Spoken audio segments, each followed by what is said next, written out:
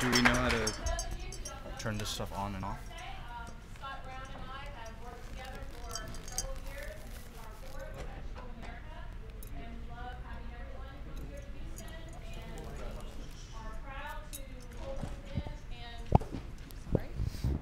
Proud to hold this event here in Houston and have everyone from all corners of the world. We're going to go ahead and get started. Our first event this evening will be our dagger tournament, and our referee for the event is Jeff Tsay. No, oh, I'm sorry, it's Stephen. So let's welcome the dagger. Let's do Go ahead and get your judges in place.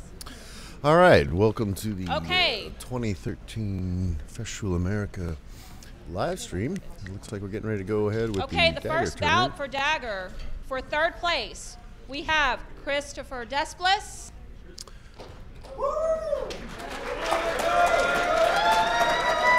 Fighting for third place, Christopher Desplis versus Charles Murdoch. He is the red fighter. I see. And we have Charles Murdoch. Good to have a New Englander here. He is the blue fighter. All right, you may begin. So it's been a pretty interesting development trying to get these dagger rules up and running. Second time we've actually done this for a big event. First time was in Boston past September. This time, second time around in Houston, Fechtschule America. And for the most part, rules have been pretty consistent in between. So in terms of the rules, the idea is you're being judged on unarmed self-defense. So the attacker is trying to attack the defender and basically stab him successively. Once the judges see 3 successive stabs, that is a successful stab. That is a single point for the attacker. For the defender, he gets 5 opportunities. Nice. That's nice. Well, I hope it's done. Yeah, this is an important development for HEMA, Jeff. HEMA's been looking for a dagger format that is uniquely HEMA, but also sort of, with rule sets a lot, we're always looking to develop a format that produces technique from the manuals, yet allows the fighters to kind of work their game. Right, yeah. This is, in my opinion, the most sophisticated format we've seen that works towards that. Let's see.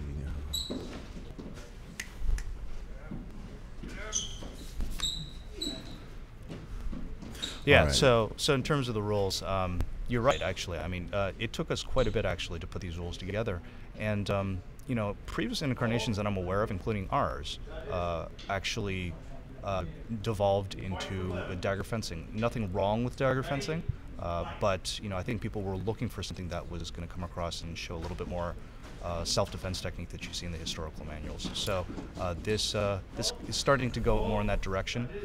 You'll see that again. There's the attacker, the armed guy versus the unarmed defender, and so specifically there's a dichotomy in the roles, and that's important. And I think it's important for the same reason that the Belgian has a king versus a challenger. Well, exactly. Like a lot of the historical formats. If you want to clarify for the audience what you mean when you say dagger fencing, yeah. What do you mean by that, Jeff? Just sort of a distance game, sort of literally fencing with daggers. Going for the easy, quick tap, and getting out as quickly as possible, rather than engaging, potentially getting into grappling situations. So distance management rather than actually going in and controlling. Right. So if I understand you correctly, when we look at known, at least, examples of dagger fights, they seem to be very committed, stuff, repeated, aggressive attacks. And yet when we've made dagger rules in the past, it's been this sort of like in and out, poke and hope sort of strategy.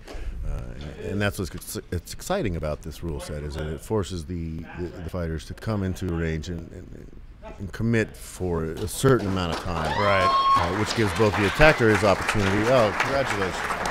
Yeah, good job. Good job. Yep, Charles Murdoch stepping up there. Nice, nice. Charles for third place. Excellent. Interesting, because Christopher Desplos is a large man. He's a huge man. And I gotta say, when I was watching him work his game yesterday, Chris, he actually was using. He was actually starting in a position where he could actually sweep to the outside and do some really nice maneuvers. You know, it was really some good classic stuff from the manuals. The bout for first place in the dagger tournament is between Mackenzie Ewing, red fighter, and Keith Cotter-Riley. This is very interesting. Both of these guys are out of the Atlanta Meyer Freifischer Guild, and you know, I got to see an associate of theirs, Marcus Lewis, fight in Florida late last year. Right. These guys are really showing a lot of promise, and very excitable fighters, and quite different than we've seen from a lot of the other Meyer Freifischer guilds. So I'm very excited to see where they go in the future. Look at this! Look at this! Look at that engagement! Yep. Oh, bye-bye. Bye-bye. Now it's interesting with the rules. We're actually not trying to encourage that. The idea is to stab them and put them down, or to, you know, as the defender, take them down and control them immediate rather than run away. Because, you know, with those, and this is probably what they're conferring. That's something they want to, you know, not encourage. So it's probably going to be some sort of warning. Probably don't do it again. Otherwise, it's going to turn into a loss of opportunity for the defender. And just to be clear, the defender again gets 5 opportunities to try to defend. So every lost opportunity is fewer points that they can acquire. So the attacker at most can get 3 points for attacking with 3 successful stabs. Once he gets to 3 points, then the defender loses any further chances to score. So just updating the names there to get the right colors. Yeah, let's see. So in terms of the rule set, I think the other thing that's been kind of amusing to see both at the last event and this one is with 5 opportunities, people get pretty tired. We only did 2 rounds of fights for the first part, and people were pretty much done at the end. Well, can you clarify for me, Jeff? Are there weight divisions in this format?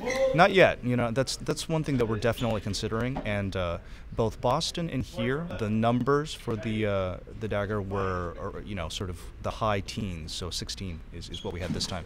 Whoa, don't take out the camera. That would suck. That's right. Be nice. So you're saying these guys, I mean, these aren't the largest guys on the planet by any means. I mean, Mackenzie Ewing's very excited. What a character, this guy. We love this guy. He really needs guys like this. Yep. It's a good club. So these guys rose to the top, not even being, you know, the largest guys or the most, shall we say, physically imposing guys on the planet. Right. Yep. That's interesting about this format. Yeah. I'm thinking back to the scores, and these two had scores which were notably higher than the rest of the field. And I really do have to think that in terms of the scoring, they can score 1 to 3 points. 1 point is for control, for a 5 count. You know, if they can just control the weapon and the arm for 5 count without getting stabbed 3 times, then they get that 1 point. If they can control and disarm or counter stab, that's 2 points, and then if they can control and take down, that's 3. And of course, we do have to make a special note to Purple Heart Armory for providing the custom daggers that have been developed along the way. You know, these daggers, Scott, I think you have opinions on this, but my feeling is, you know, those daggers make a big difference in terms of letting us do this tournament. Absolutely. You know, I mean, I know this design was kind of pioneered by John O'Connor. Oh, nice. Oh, nice. Yeah, there you go. Nice. That's the way it's done. That's the way it's done. Yep.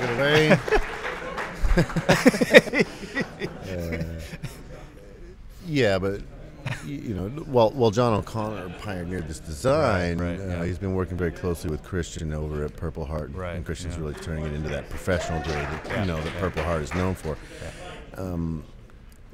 And HEMA loves them for. I mean, they've been supplying equipment to HEMA for 15 years now. And they keep evolving stuff. Oh man, look at that! Look at that! So he not only did he take it away, and he almost threw in the counter stab there for gravy. I mean, once he gets the disarm, that's 2 points right there. So Yeah. he's good. He's good. No surprise, this guy rose to the top of the pack. Wow. So Look at yeah, that. you're looking at why these guys are at the top of the field for this event. Okay, so we're now swapping, and Mackenzie is All right. taking on the role of the attacker. Is that right? That's right. That's what it looks like. All right, and Keith's going to stand his ground at least until the engagement begins. There you go. Boom, Look at that. there he goes. Flying, Look at that. Flying attack. Yep. All right. Yep. Nice. Yep. Yeah. Yep. Yeah. While this may not be, sort of a classical fencing grade precision, that's the reality of dagger fights. Right. They are there's quite scrappy. it's Look at interesting. There's different kinds of dagger fights out there. When you look at engagements where people know that it's coming, then it can turn into that sort of dagger fencing situation if they both have knives. But when it's an ambush kind of situation, often it becomes this. It becomes a situation where there isn't time to do much but to cover and to control and to try to take the weapon away. Yep. So I think it's great to see this kind of dynamic actually coming out. I think people who do this format should feel pretty good about, in a more realistic situation, they have some idea of what the chaos really is like. Come on. That's what we're looking for. Oh yeah! Look at that! Look at that! Sweet, very sweet. Yeah. We should also mention to viewers that in the typical arena that we've laid out in Boston and throughout the rest of the weekend at Fechtschule America, there's a 2 meter inner circle that the defender is required to stay within due to the format here in the ballroom, live from the Sheraton in Houston. Thank you, Sheraton. We are kind of giving the fighters a little leeway. Faith and trust. Well, to, again, to stay within the model. I mean, again, the intention is to simply make sure that they don't just run away from the engagement. So. Right. Once the engagement has begun and they get away, fine. They're allowed to manage the range however they see fit. And it looks like do we have a winner?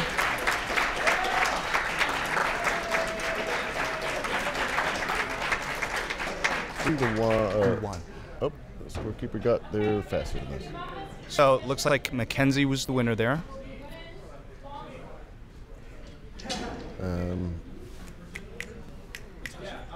Mackenzie and Keith Mackenzie. Announce the winner. Oh, I'm sorry. You're announcing the winners. All right, Stephen Hirsch, our referee for the evening, announced the winners. Yep. And So Mackenzie Ewing. Right. What a win for this young and just man. for people who like the Now. numbers, we've got 5-3 in terms of control points, defense points from Okay, now Mackenzie we're against going to Keith. have the third place bout for women's longsword. This is the first time we've had women's longsword. We do see a growth in the number of women longsword fighters, and so Scott thought that it was time to have a separate event for women, and we did have 5 women competing this year, and so the top 4 are competing here tonight. So now for the third place, we have Claudia Kraus, red fighter. From Miss the Krause UK. Fighter. Go ahead. Well, And she lives in the Rebecca UK Boyd. now, but she's originally from Germany. But she's fighting under the UK banner this evening. She's a member of Scala Gladiatoria, and I believe another club up there, the Don Dulis, Our perhaps. referee is And Stephen of course, Hirsch. we should say a little bit about Spes, I believe. Yeah, this tournament brought to you by Spes Historical Fencing Gear. Spes, as you know, is a Polish company. But they've recently had an expansion in offering equipment into the U.S. territories, Canada, and Mexico as well. We're really happy to have them there. These guys are at the front of the pack in terms of developing equipment specifically designed for HEMA. I gotta say, in terms of the gear that they've got, I haven't tried all the different various pieces, but in terms of the body protection, it's some of the most comfortable protective gear that I have ever worn. In terms of flexibility and ability to move, it's second to none. So in terms of comfort level, it's really good, and obviously in terms of protective, it's very good as well. So certainly no complaints there. In fact, so it looks like Rebecca is actually wearing Spes perfect. In terms of what her gear is for this tournament, and I was told by Rebecca actually she purchased it right beforehand, and so even as she's breaking it in this weekend, no issues whatsoever with it. She was very happy with it. So it looks like the judges and the women are pretty much all set. Mackenzie. Checking out a couple of things from the side. Okay, Mackenzie. So tell us, how long have you been fighting dagger? About 3 months. 3.5 months. 3 months. So do you just attribute it to your athletic abilities that you can do all of that within 3 months? I guess all of my longsword training and all of my mayor training, everything equated into one. Where do you train? Mayor Free Fighters of Atlanta in Atlanta, Georgia.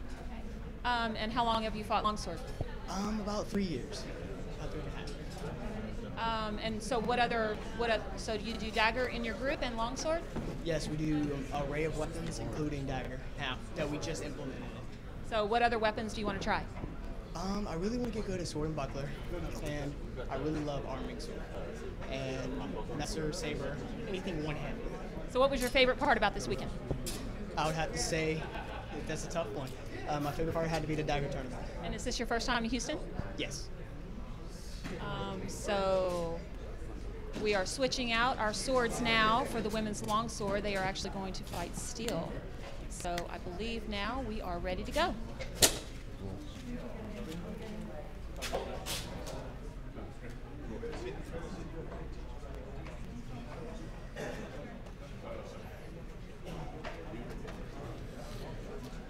So in a little bit, they'll probably put up a couple of notes about the rule set that we've been using this weekend. We've had a couple of different rule sets over the course of the weekend. One is the fairly well-known in the community Belgian fencing rules, which will be featured at the very end here. But for the open longsword, women's and an open, as well as a sword and buckler, we are making use of a rule set by Antonio Angelino, printed in 1531, his Opera Nova, and it features a number of things. One of the things that's relatively new is this weighted scoring system, where the head is 3 points, the foot is 2 points, and all other targets are 1 point. The hands are off target, which leads to some pretty interesting things for the judges because they've got to really watch that. And it's judging hand hits is a tricky business.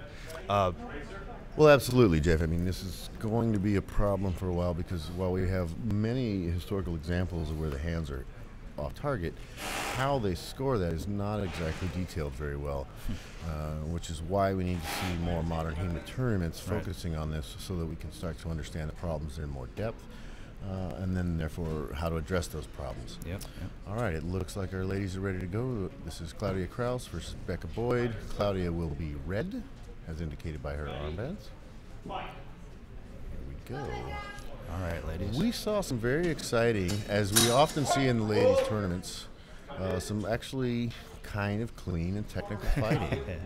Well, yeah, that often tends to be the case that I found, watching the different women's tournaments. Often I find this division to be one of the most enjoyable to see in terms of technique. I mean, they're not necessarily so power-driven, and that lets them use other tools in their toolbox to better effect often.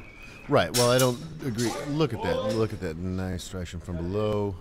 Clever move. Mm-hmm. I'm Nice. gonna guess that's Matt Easton's Fiore influence on Miss Krause. Yeah, they're not so motivated to the power. Oh, nice. Bit of a double hit from my Yeah, point of yeah. view. The judges see it in 3 different ways. Interesting. Yeah. We are using what we call a majority judging system versus the famed cumulative judging system pioneered by the sword school of the sword proponents. Caroline Stewart and Phil Marshall. Although we stay in close communication with them to talk about the different formats, and we'll talk about that later in the broadcast, hopefully.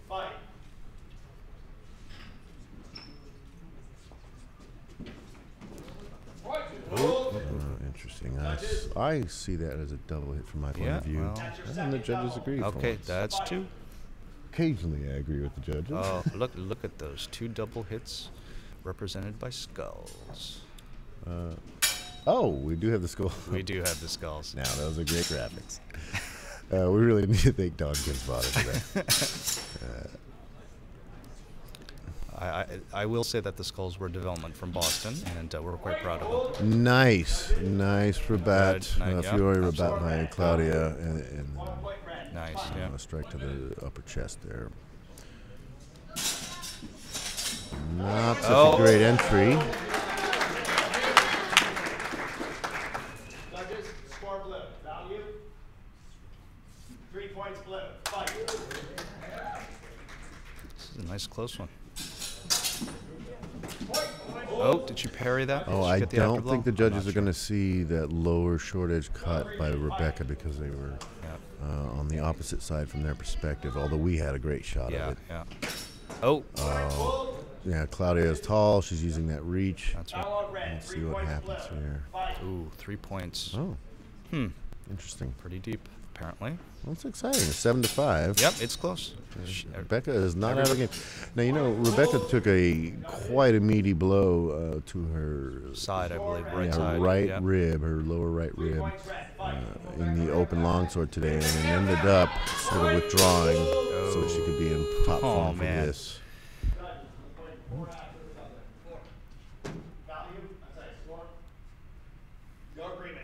All right, that's it. Nail biter to the end. Oh, and Claudia Kraus comes back from the end to take the lead. Nice. Wow. Good job for Great Britain. Very good. And, The English can be proud today. Great match, great match. Okay, next. okay. So that's third and fourth? That's third and fourth. No, that's now we've got Jennifer Benitez. Now, for first place of women's longsword, we have Christine Konsmo. Christine Konsmo, well known for being the first woman to win any international open. Red when fighter. She won the, what is it, 2000, what is it now? You know the history better than Cow. me. Hate to say. 2011 For Red Fighter. Swordfish. She won And the Sword and versus Buckler tournament. Jennifer Benitez, Blue Fighter. Quite a proud accomplishment to be the first lady to win an open. Not that women are inferior in any way, but it hadn't been done before. Now she's here. She hasn't really spent a lot of time focusing on longsword. If you hear her say it, she's never picked one up before, but I know that's a bit of a fib. Wow. And then she's fighting Jennifer Michelle Benitez Hernandez out of Toluca, Mexico. And, having been to both places, I've been to Bergen and Mexico to train with both of these clubs, and you know the Bergen crew. You want to tell people a little about the culture down in Mexico, in HEMA? Well, I don't know that people know necessarily what's brewing down there. Yeah, the Mexico HEMA scene is growing leaps and bounds overnight. I was down there about 3 years ago. It was a very different scene, sort of hodgepodge kids, and nobody really thinking about it in a training perspective. And I was down there, I don't know, 6 or 8 months ago, and oh my gosh, it was stunning. Yeah, they've come I mean, when you see, way. wait till you see Roberto or Omar or right. Rodriguez fight later on. Yeah, they've done quite well for themselves in these. Yeah, really come a long way. And Nice. Yep. Yep. Michelle's going for those high lines. She knows Christine's taller than her, but Christine has a little more lateral movement that I don't think that Jennifer's used to. Let's see what goes on. We'll come back to Mexico in a minute, Jeff. Oh, that's a shame. That's clearly a double hit. Yep. And the judges see it as an afterblow. Interesting. Well, as in the past, the afterblow and double hit calls can be challenging. So something the community needs to work on in general. Absolutely. Oh, that looks like a double. I'll be very surprised if this. There you go. And all three judges agree. At least they agree. Bring on the skulls. It's a shame we're not seeing more American ladies rise to the top of this pack, but we'll see what happens as the next few years develop. It's still early. It's still early. I mean, I'll tell you, in New England, we're starting to see some numbers from the women as well, and it's just a matter of time, I think. Sure, like any tournament. Usually has to get going for 2 or 3 years before. Oh, good. Hey, afterblow. Nice mid-level cut by Christine with an afterblow to the head, carrying onto the shoulders by Jennifer. Yeah, and here's where this rule set can really make a difference. You got to watch, really protect your head after you make those low line hits.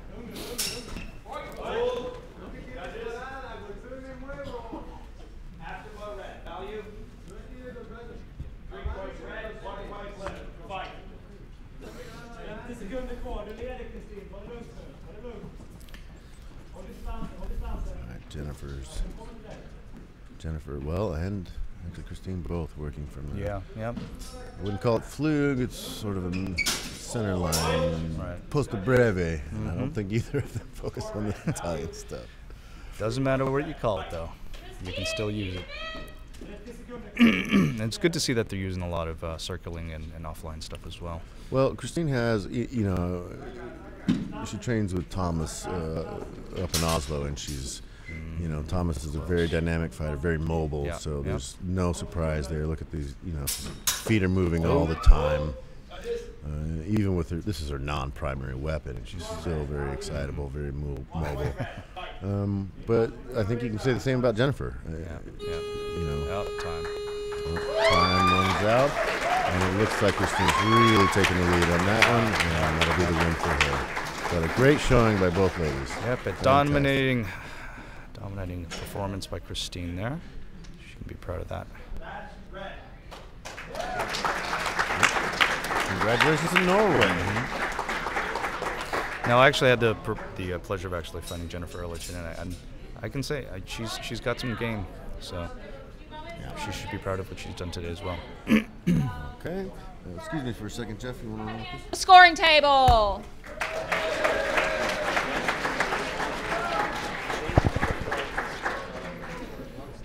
Okay, I believe that we are ready for our next event, which is sword and buckler. Ah, yes. Fighting for third place, we have Eric Wiggins. Ah, Mr. Super Kick himself. Red fighter. Eric Wiggins from SDA NOLA.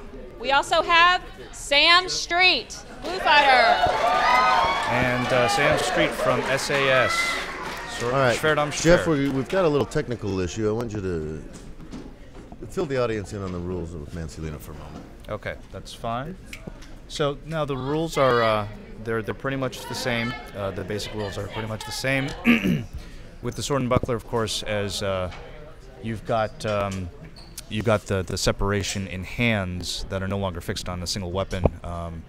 There are additional challenges that can present themselves when you're dealing with those hand hits. So the hands are still off target, but those hands move around quite a bit more. So now hands off target. Now the other thing that's interesting about this rule set, this thing called the clean embrace from the language written by Mancelino. It's not absolutely clear exactly what he means by this, but the idea is that one of the ways to win the bout outright is to simply come in and literally embrace the opponent, and we are interpreting it to mean basically tying up both of the opponent's arms from above. Yeah, the interpretation of Imprecaro is a bit vague. With some interpreters, let's see here. Let's come back to that in a moment, Jeff. Yep. Let's focus on this buckler here. I will say it's tough to get.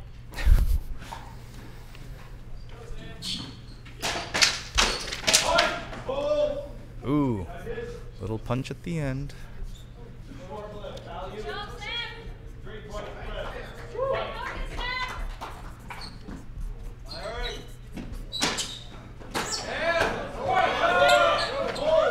Well, that's a bit scrappy.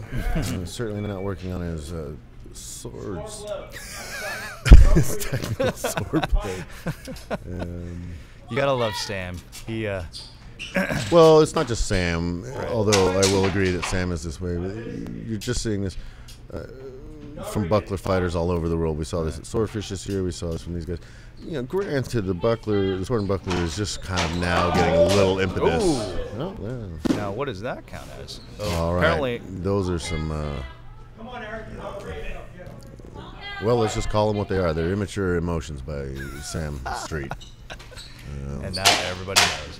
That's that's skilled swordsmanship at its medium. Well, I got to say though, when things escalate like that, it's pretty tough to ratchet them down. So we'll see if either of them can control these things. See, and that's where I disagree with you, Jeff. A swordsman needs to stay in control of his emotions at all times. You especially hear this from tournament competitors about how overcoming your emotions are part of the game. Yeah, absolutely. Yeah. The emotional situation and the attitudes of swordsmen throughout history is another discussion. Yeah. Well, but tournaments, if they're not breeding historical swordsmanship, then they're really just breeding sportification for, extreme sports kind of behavior, No, which is not wrong in and of itself, but perhaps not the goal that a lot of people set out when they began to study HEMA, which was to revive historical systems. And I'm not sure there are a lot of historical sword and buckler masters who think the idea of trading blows like this with live swords. Good idea? Nah, probably not. Probably not. That's the appropriate approach. But who am I to argue with this?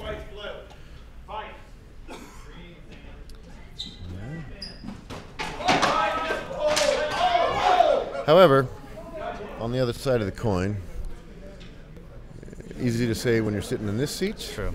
And when you're standing out there and you know you're that close to a win. Yeah.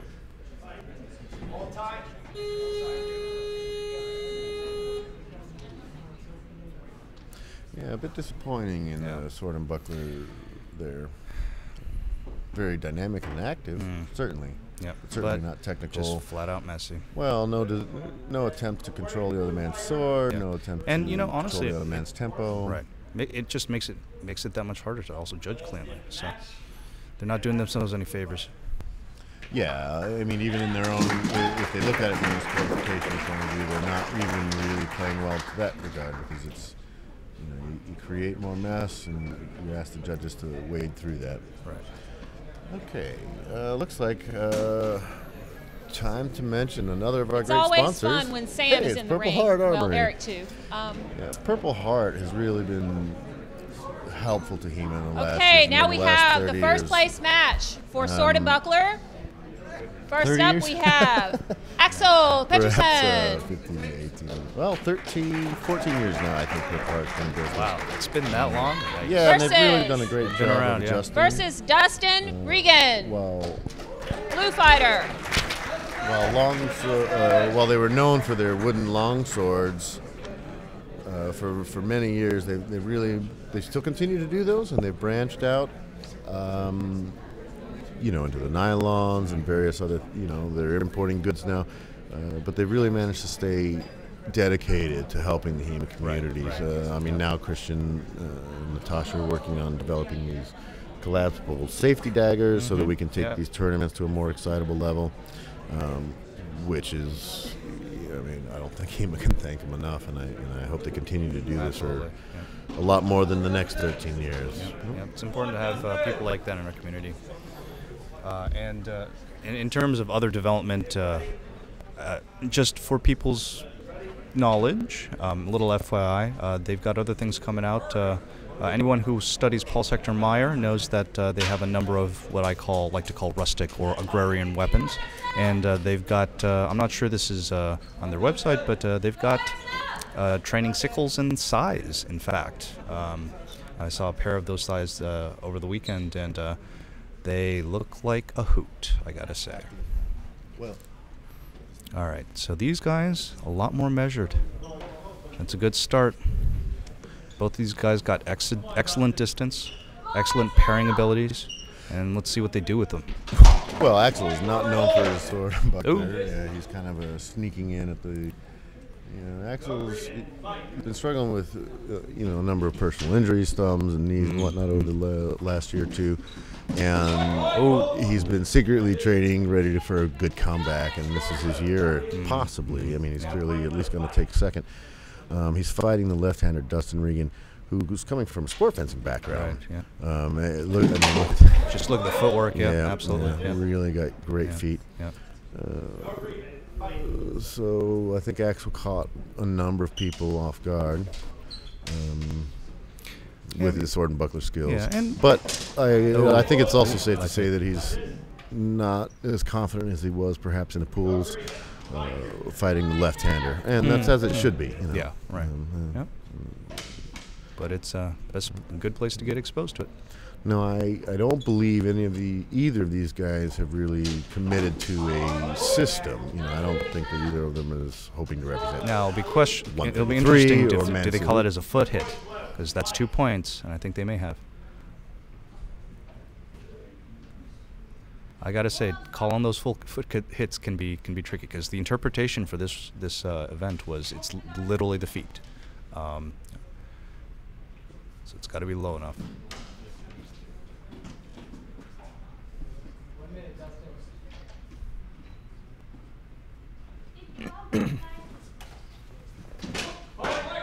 Yep. Was there an afterblow there? Yep. Looks like there was. Score red, value. 1 point red, fight. Okay. 40 seconds.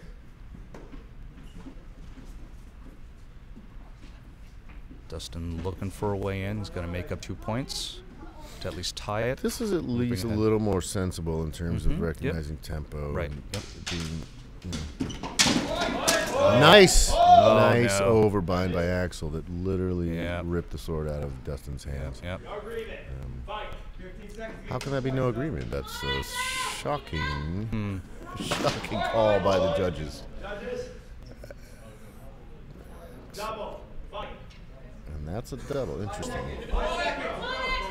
All right, time's about done. And is there an afterblow on that? No, Axel went for the backhand blow. The low line cut to the right. One of his favorite things to do. He's pretty good with the distance on that.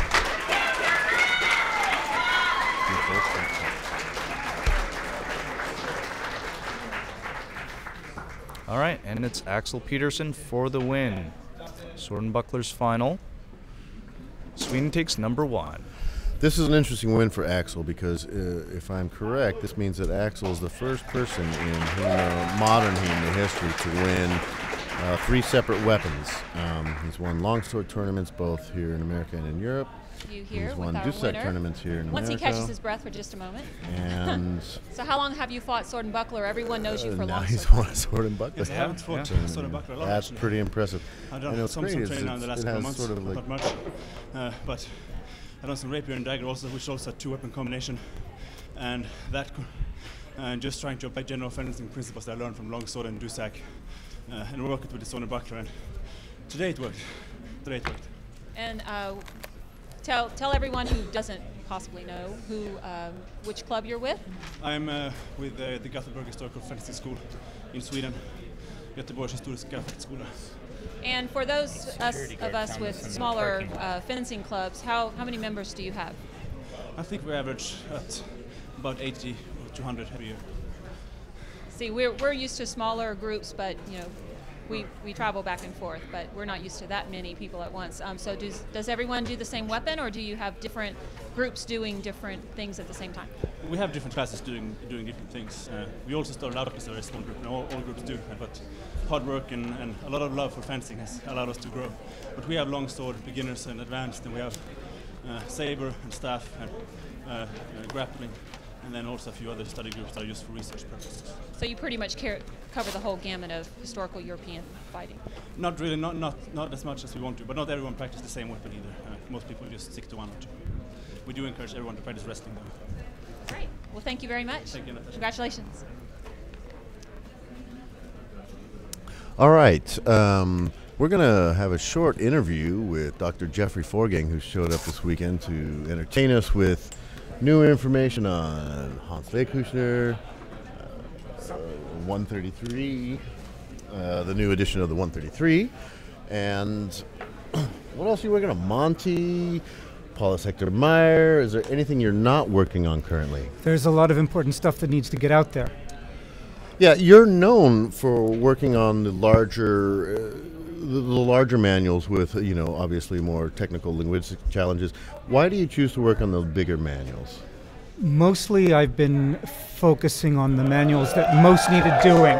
There's a huge body of material out there, but there's certain key texts that really need to get into people's hands. 133 drew me mostly because it was just so early and remarkable. But it's a very difficult one to interpret in terms of actually connecting to living practices or to the reconstructing the practices. The Joachim Meyer is supremely important. It's comprehensive, it's detailed. Every time I go back to it, I see more. The more you know, the more you perceive in it. The Le Kuchner is just such a critically important text. I suppose the size in this case does matter in that there's just a lot of stuff in there. It's a big substantive text with a lot of material to work with, plus of course it's fully illustrated. About 400 plus pages of techniques with an illustration to go with each technique. So it's really one of the most important sources that we have from the Middle Ages. Now, I understand that well, personally, I'm hoping that you'll get us a copy of Monte fairly soon, but I understand that you've actually stalled that to work on the Don Duarte, is that correct? Yes, the Monte is an extremely difficult text because basically we've got something written in Latin by somebody whose native language is Spanish, and he's trying to describe things for which Latin doesn't really have a vocabulary, doesn't have a tradition of expressing these concepts. And so, as a result, it's a really difficult text with different kinds of layers going on. Unpacking the meaning is extremely challenging. I realized at a certain point that I was going to need to tackle, I was going to need to read the Portuguese treatise of Duarte, the King of Portugal, on horsemanship in detail, to try and get at the vernacular behind Monte's Latin. Duarte writes in Portuguese about similar kinds of topics, and he's writing in his native tongue. And so we get a little bit more of an insight into what an Iberian might have been thinking in the vernacular behind the Latin words of Monte's actual published versions. But that in itself was a significant detour to actually translate the entirety of Duarte, and even going back to Monte. That's going to be a big task. I mean, this is a guy whose book covers topics as wide-ranging as physiology, genetics, swordsmanship, vaulting, athletics, running races, science, it's technology, armor design. It's so complicated a text that you just can't turn this thing around in a heartbeat. The Duarte was way easier than the Monte is going to be, and you just have to take whatever time it takes in order to do it right. All right, yeah. Okay, a couple more serious questions, and then maybe we'll have a couple of fun ones. Now, I know that I'm fully aware that there's a new edition of the 133 coming out. I have heard that. Yeah. In fact, there's a copy, at least, of the facsimile portion running around the event here.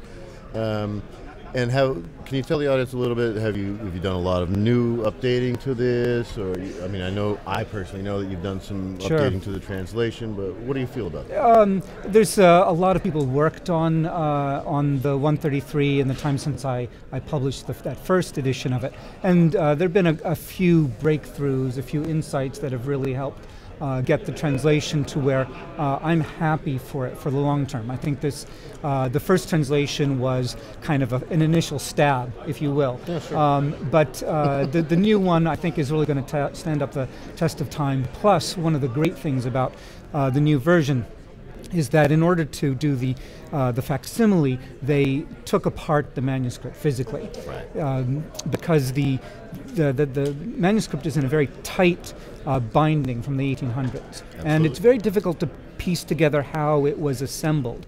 And the details of its assembly turn out to be really important. Once you find out where the component parts are, you start to realize where the missing parts are. And that's one of the most exciting discoveries with this manuscript in this new edition, is that we've really been able to pin down at least some of the missing sections that help us to really understand the text a little bit better. Right, so while we can't tell what exactly is missing, we can tell where things are exactly. missing. So we know where to leave holes, as it were, in our own interpretation. And so the new facsimile is representative of the believed order of the manual, or they left it as it was bound? Basically, as far as we know, the order hasn't been changed, but some of the pages are missing.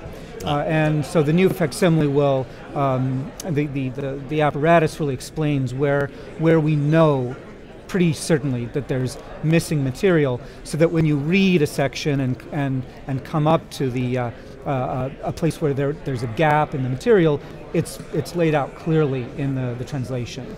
Right. So would you agree with me in saying that the 133 is the most important historical fencing manual out there? Can I just get you on record? I would have to agree with you that it is not the most important historical fencing manual. I'm not sure you heard the question correctly. It depends on your take. I mean, it really is supremely important. Absolutely. In that it is the earliest known text of its kind, and it's a remarkable text to have appeared sort of in the middle of nowhere, kind of, there not no other contemporary text of its period, and it's very well developed, fully illustrated, really well thought out. It's a tremendously important text in its own right. It's a very clever manual, a lot of levels. Mm-hmm. Now, are you aware Brian Stokes last year found the snippet within another manual of a sword and buckler system from the early 1400s Italy that talked about this ward counter-ward system that later. Are you familiar with that? No, I haven't seen that. Oh, that's a shame. We should talk about that later perhaps in the weekend. Brian's here this weekend. Yeah, I saw. And I found it fascinating because it's, as far as I'm aware, it's the only other thing like even close in time where this ward versus so-called counter-ward system is laid out. It's Italian, Latin with the 133, so there's maybe a possibility of, as we all know, possibly a priestly or at least a church-related fencing system. I have my opinions on that, which fluctuate daily, but okay, so moving on to some more hardball questions. I think the one that everybody really wants to know. We all love you for translating Meyer. I mean, it's really opened up a lot. Meyer is probably one of the most comprehensive texts from the early German traditions. And the community owes you a great debt. Literally, I think it has changed the access of swordsmanship for, at least for native English speakers to access some of the German stuff. Joachim Meyer, I'm speaking of. As controversial as it is, was he a sport fencer? Was he a real knight? Blah, blah, blah. We'll say that for the internet, I guess. But we want to know. You've had a lot of high compliments from a lot of circles about some of your stunning translations with translating the Zwerchhau as the thwart cut, when for years people have been struggling with coming up with a good translation. But yet, Stück is often in your current edition, and I know there's a new edition coming, so perhaps I'm about to get pwned here, but choosing to translate that as device. I know a lot of my native German friends have questioned that choice. Do you mind talking about that for a moment? It's not necessarily how I would translate Stück in the earlier German treatises, but it is how I would translate it in Meyer. And there's no good English equivalent. I mean, it's a fair point. It's just a word that's very unique to its own environment. And I partly chose device because it doesn't necessarily mean anything specific. So it can mean what it needs to mean. It's sort of a Humpty Dumpty situation. You just you plug that word into its context, and if you read the whole book, it's clear what device ought to mean. Now, I could point out, of course, that Stück in English actually appears as shtick, as in comedy shtick. So maybe the next translation I should translate it as shtick. Personally, I hope you do, because I enjoy the controversy around these things, but that's me. So I think we're getting ready to get back going here, but one final question. So I know you're finalizing or getting near to publication on the Le Couche. Yes. And can you tell us a little more about that? Is it going to be full color? Is it going to be black and white? Is it going to be the whole manual in pieces? I'm still trying to pester the publisher for a contract until I know. Until we've got something in black and white, I don't really know the details on it. My guess is it will be black and white, maybe with a sample in color. It comes down to matters of pricing and economics. Yeah, what the market will bear and so on and so forth. And an estimated date? You better ask my publisher about that, because I'm ready to deliver whenever they can get into gear. As long as I've known you, I've never gotten a date out of you on anything. Well, unfortunately, some things are not in my control. No, and I appreciate that, but I appreciate that you keep hammering away and keep making it available to us, because you guys, one of the things I get concerned about is, the physical side of HEMA gets more and more focus, is that we forget the people who actually facilitate us, the researchers, the hunters, like Matt Gallus, yourself, Steve Hick. You guys are the ones that are finding the stuff, hammering away, arguing with yourselves and each other, and a number of other people. Christoph Amberger, who's always an entertaining cat, but making the stuff available to us, who don't have several language skills, and so we appreciate you. Even if not everybody does, I certainly appreciate you, and I hope you don't stop anytime soon. And I know circumstances are changing with the condition at the Higgins, which we've all just recently learned about. Do you want to talk about that, or you want to move on to funnier things? Well, it's the situation at the museum is something that we're still working on. I, as professional staff who's been there for a long time, I'm working under very adverse circumstances to rescue what we can of the Higgins legacy. But in the meantime, translating these treatises is it's a great delight to me. It's particularly once I can actually get them out. And believe me, nobody is more eager to see them in print than I am. What really delights me is to be able to produce scholarly works that people will actually use in the ring. I mean, that's totally cool to see an integration between the sort of theoretical scholarship, grappling with the manuscripts, with the languages and so on, and then seeing how that can inform the practices in physical terms. And it's very exciting to watch where the martial arts practices, the historical combat has come over the years, and and just seeing it in the flesh it makes it all worthwhile to me. Well, and again, we totally and completely appreciate that you do that, because I have to say that that's one of the things that drew me to HEMA over the years, is that I love that there's an academic prospect to it, and what guys like yourself do is they facilitate guys like myself who are not as academically inclined to access this information. And I mean, there's not a lot of avenues in today's culture where you get the lay person actually reading technical, academic work. Yeah, that's totally cool to me. I totally love it. Cool stuff. Yeah. Now, have you had a chance to meet up with Teresa Venland and Doug Wagner and Jeffrey Basham? Because I know they're very keen to talk with you about this Duarte stuff. Very, very briefly, but hopefully we'll get a chance to touch base on the subject. Yeah, okay. And so, is there a ballpark time for Monte? The other stuff needs to get dispatched first. Basically, Le Kuchner is next in the pipeline, and I have to send pestering letters to the publisher, because it's a struggle every step of the way to get them to follow up. Once that's done, the Duarte is pretty much ready to go. So again, that's going to depend on the speed with the publisher, and the Monte is next in the queue after that.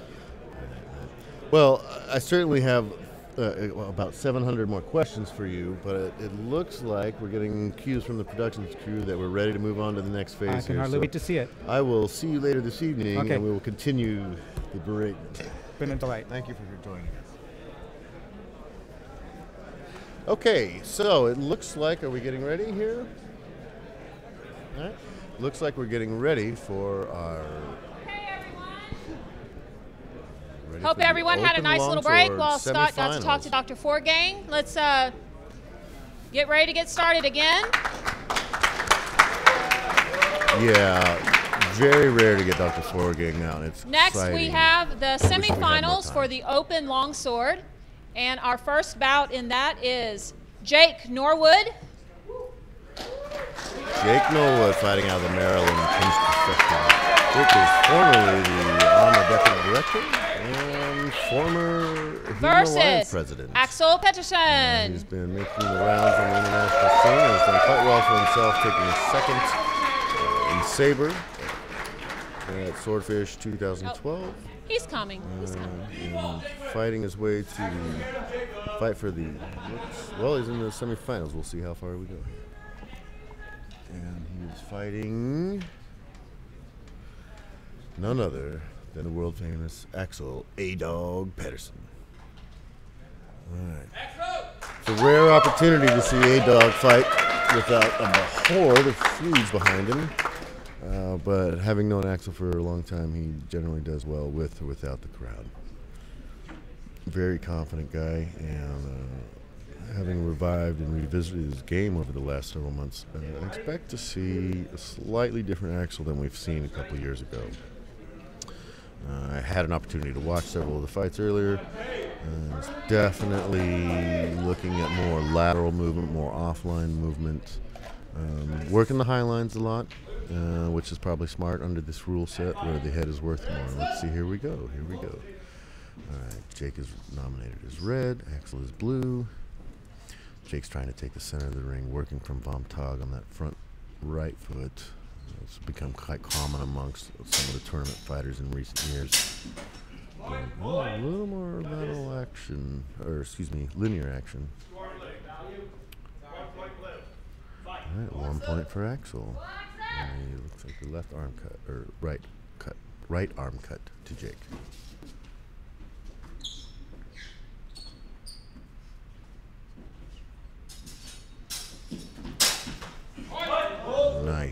Nice right parry and fluke for Axel, followed by a low line cut to the leg.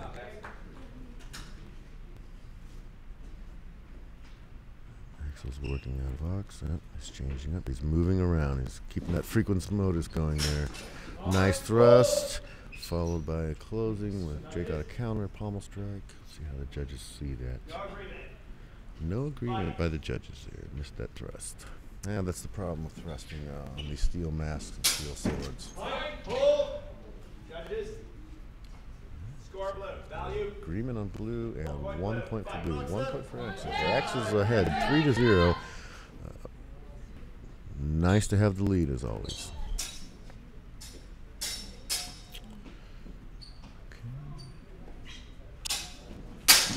Okay. Nice.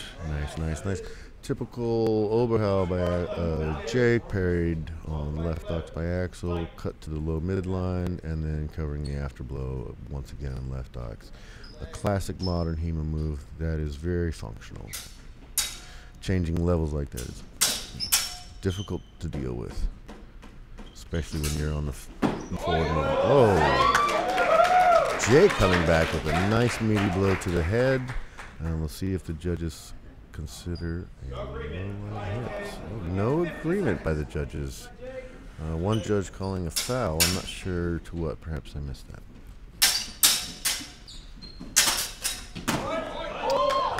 I'll be surprised if that's not a double hit, and I am surprised. Interesting. Jake worrying about time, is hurrying up his game, gets caught on the low line. Right there on the shin, 1 point. 20 seconds, Jake. Gonna lift up the aggression level now, and it might work in his favor there. I don't think the judges are gonna see Axel's blade laying across his abdomen. 3 points for Jake.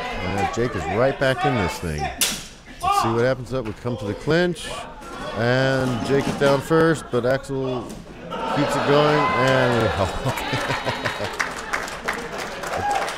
don't see a score out of there that's going to bring back the lead for Jake. That's a shame. But a nice fight by both guys. And quite sensible fencing as well. Score red. Value. 1 point red. Good fight.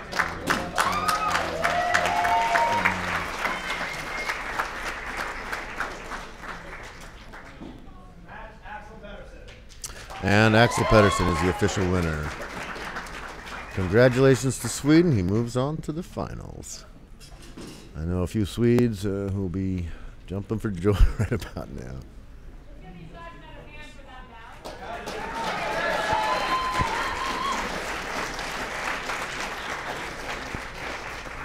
Okay, next up is our next semifinal. We have Jeff Tsay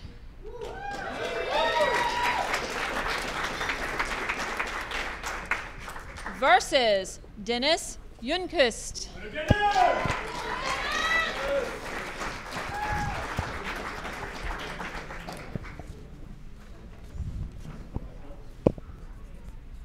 Table ready?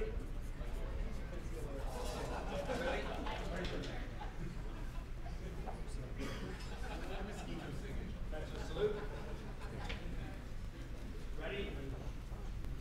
All right, Jeff Tsay versus Dennis Ljungqvist. This is interesting. Jeff is known for being quite the technical fighter. Did an amazing display in Long Point 2010, I believe. And competes once or twice a year. He's got quite an extensive technical repertoire, whereas Dennis is known for his sort of attribute-style fencing, using his long limbs, his height, and his strength and speed. Dennis is a very accomplished fencer. He's well known for fencing longsword, fencing sword and buckler. And this is his first visit to the United States. And he's well, perhaps not well known, but he should be known for being the only individual to win Swordfish Open Longsword tournament twice. 1 point blue. Fight. All right, let's see. Jeff's sort of dealing with this. Why is Dennis Ljungqvist showing an American flag? Sorry about that, our friends in Sweden. I'm not sure what's happening with the graphics there. But that should be a yellow and blue flag. So, technical difficulties with our first outing on the live streaming aspect, but I assure you, that's a totally Swedish name there. All right, Dennis is up 4-1. We'll see how this plays out. Dennis's reach is catching Jeff. Jeff has a great right ox. He's one of the few guys in HEMA who can work from a cross ox like that. But dealing with Dennis's height and speed is covered that one. Double. Let's see what ooh, interesting call by the judges.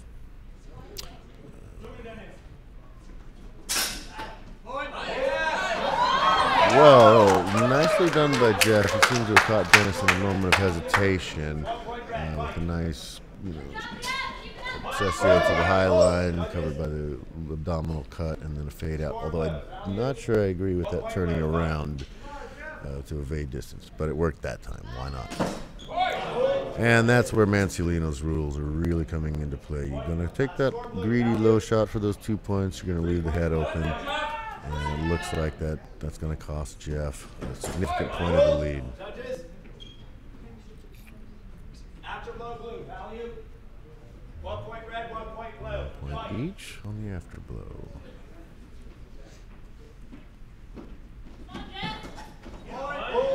Judges. 30 seconds, Jeff. After blow red. Value.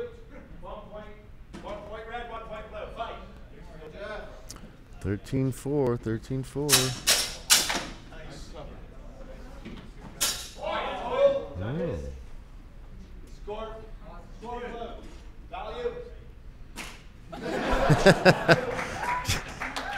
Jeff's quite the golfer, apparently. Unknown skills coming out of Boston. Oh, nice one-handed thrust by Dennis, and yes, the judges agree. 1 point blue. Match blue. Match blue. I believe that this is the first win on points throughout the whole tournament, but I need to double check that. So congratulations to Dennis Wingfist. Nicely done. Really controlled that fight from beginning to end. Worked a variety of technique. Excellent job. Congratulations to Dennis. Okay, Jeff, don't go too far. We have the 3rd and 4th place. We're going to give you 2 minutes to catch your breath. So in the meantime, Yeah, we're going to step over and talk with Mr. Roberto Martinez we're going to have another here. interview for our live stream. So So, just hang Roberto, on for you've 2 been minutes involved and with we'll the scene get the down in next bout Mexico for a started. while now. What can you tell us about that? Because I remember when I came down there a few years ago, it was an interesting scene. A lot of the guys had, very little in terms of gear, a lot of mix of reenactment gear and whatever they call it, cosplay or whatever it's called, and that sort of thing. But we're definitely interested in swords. And when I was down there, whatever it was last summer, it was a stunning turnaround in an amazing short amount of time. And now you have just some impressive fighters. Your own guy, Omar. Tell us about what's going on down in Mexico. Well, yeah, definitely. The HEMA community in Mexico has grown a lot in the past, mainly 4 or 5 years. Before that, it was a lot of people doing a lot of reenactment, really getting into, or trying to get into medieval fencing until they discovered what HEMA was. And we're still trying to make people more aware of what historical European martial arts is, or Western martial arts is down in Mexico. But it's been growing a lot. We're getting some really great fighters, people really coming up. We've had people actually defeating people from Europe. One of my own guys defeated Lopez at the last tournament in Mexico. So, Yeah, that's great. I mean, you're showing a great physicality, and a commitment to training. Now, what about the research side and the interest side? Are you seeing a growing interest down there of people getting interested in some of the old Spanish tags? And if I'm not, correct me if I'm wrong, but hasn't Matt Gallis located some interest? I mean, hasn't he located a saber text out of Mexico, your own Mexico City? yeah, well, actually, Matt Callis has been really keeping in touch with some people down in Mexico City. One of my own guys, Agustin, the instructor for the Silver Mace, Carlos Chavez, they've been helping Matt with some research in museums back home. The text that Matt Gallis actually discovered is not really that new. You actually passed that on to me about 4 years ago. But still, I mean, I'm just teasing. yeah, fortunately, we've had some people who are really interested in research, and we've got a lot of people who have been really working the physical side. Well, I guess what I'm asking is, are you seeing people getting interested in some of these old Spanish texts and the destreza, maybe some of these saber texts, or are you seeing the interest lean more towards the medieval era stuff, the German, the Italian stuff, or what's the mood like down there? Actually, it's very interesting. It's a mixture of a lot of things. There's a lot of people who are really getting interested in classical, and their Really? approach into classical is coming from the rapier, mostly both Capo Ferro and the Destreza systems. And we've got some people really getting interested in the medieval side of HEMA through Mayer and Fiore. So it's a very interesting mix, yeah. mix and match. So yeah, it's, my own club, the Elite Fencing Club, has been really working into developing down in Mexico both the American martial arts, the Macahuitl, and some European martial arts like Bortitsu, like Destreza, the medieval fencing. So we're trying to build it up. And so you've recently moved, I guess, I say recently, but in the last year or so, you're sharing space now with a mixed martial arts club, and you've changed the name of your club to the Elite Fencing Club, if I'm not mistaken. What direction do you see your own club taking in the near future? Well, my own club, our direction is basically trying to make a name for both our club and our country at an international level. We're trying to make it to all the big HEMA events like the Fechtschule. We're trying to get to Swordfish, and just trying to really build a name for both our club and basically Mexico as a HEMA competitor. Yeah, it's very exciting, and I wish you guys all the best. And if the rate of growth continues the way it has been in the last 2 years, you know, you guys are going to be literally swarming across the border with swords. It's going to be fascinating. Well, we're trying. We're really, really trying to grow in that respect. Well, so. I love it. You're seeing, yourself, Arturo Camargo go overseas. You're seeing Carlos Chavez coming up here. I mean, it's really exciting. Arturo and Arturo Camargo and Arturo Medina this year. Omar is getting nothing but praise from some of his technical stuff in the Franco-Belgian that, I certainly hope the camera shots that we put on later, we hope to edit out later, catch some of the really amazing technical skill.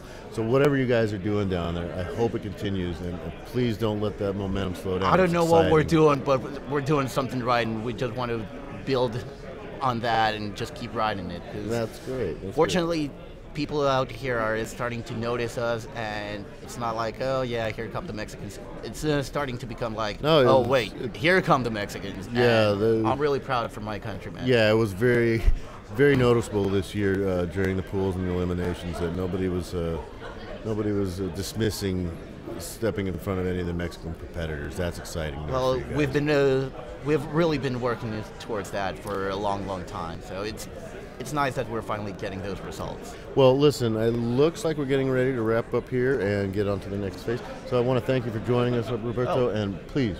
Thanks for having me. Yep. Look forward to seeing you soon, mate. Absolutely. All right, so it looks like that perhaps we do have another minute to plug Purple Heart Armories. So, actually, we're going to take time to move on to the next thing. So we're going to talk with Mariana. Mariana, how are you doing? Good, and you? Good. So, I wanted to ask you, I understand that you're involved with a small organization called the Sphinxes? Yes. Okay, I thought it was called the Sphinx. How do you pronounce that? Sphinx. Sphinx. Yeah, but you can say it in English. Sphinx is good. Oh, we're allowed? Yeah. That's great. Can you tell us a little bit about this group? Well, it's a project about joining all the females around the world so we can support the fact women HEMA in general, because we are too little all around the world, and seems like it's a general stuff to have one girl in an entire group.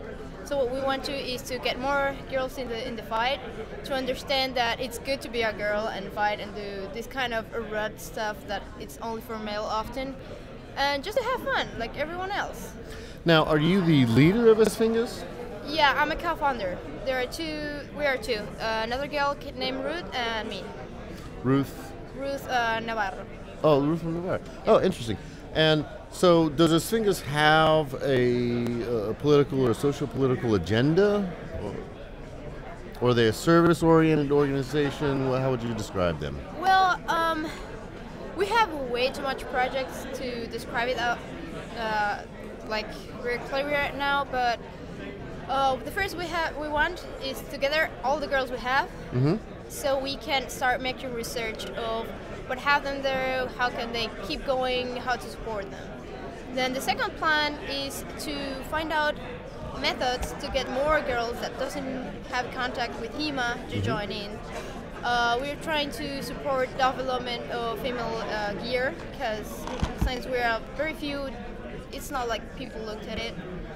And in the future, we hope we can manage huge events. Right now we're planning a worldwide international event that make many girls. It's just for women, this one. And so it's segregated. No, this is just the first event. It's just for girls training, so the shy girls are not shy to participate. Then we plan to make an open seminar. Well, the mainly of the instructors are girls. So what we want to show that way is that we can do it right as well as men. So we can make to the point that we are just the same, 50-50. Oh, interesting. And so it sounds like you have a lot of projects going on. That's exciting, and I wish you the best.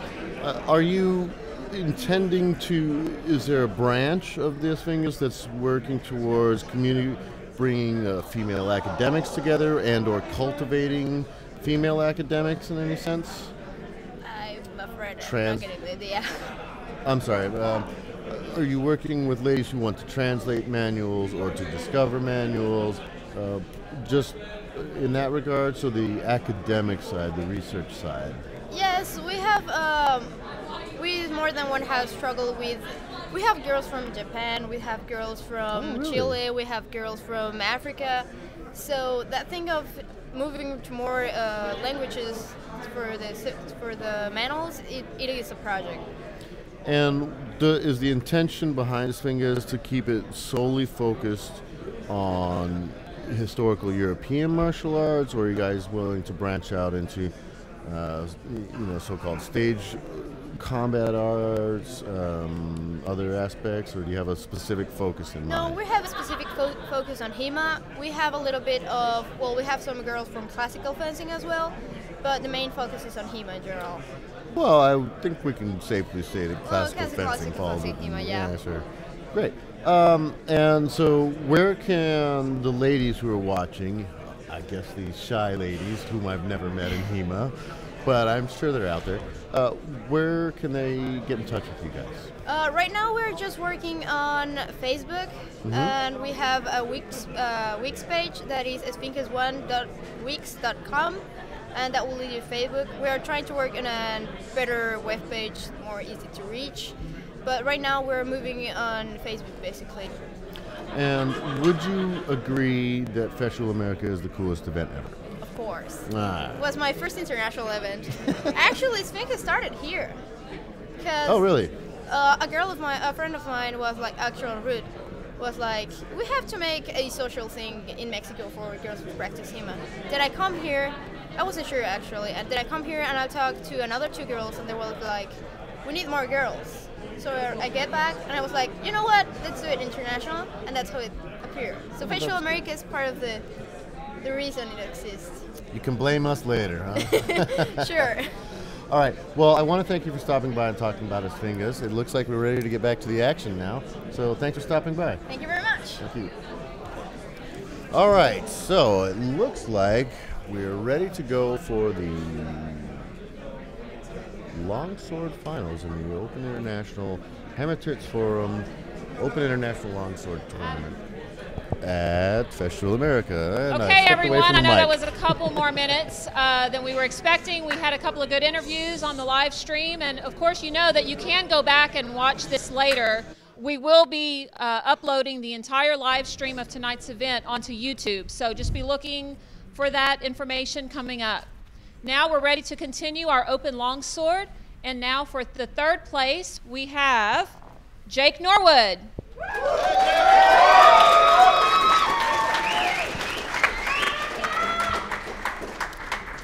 Versus Jeff Tsay.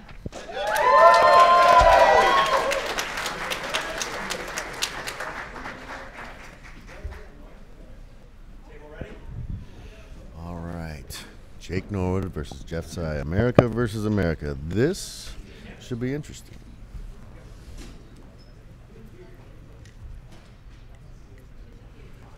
Fighting for 3rd place. Well, at least America's in the running, huh?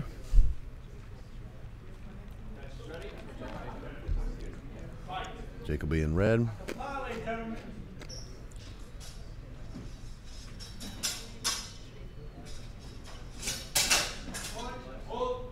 Interesting. Jeff's being the aggressor here. 1 point for red.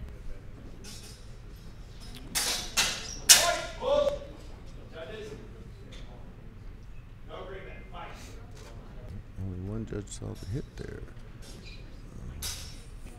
Difficult angle I'm working from.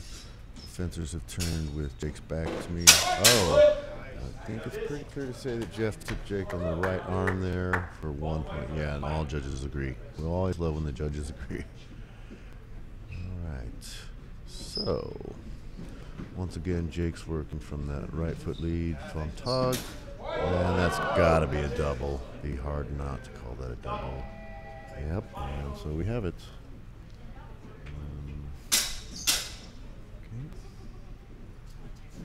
Jake's working. Oh, Jake gets caught with a low line cut. Jeff mixing it up a little bit.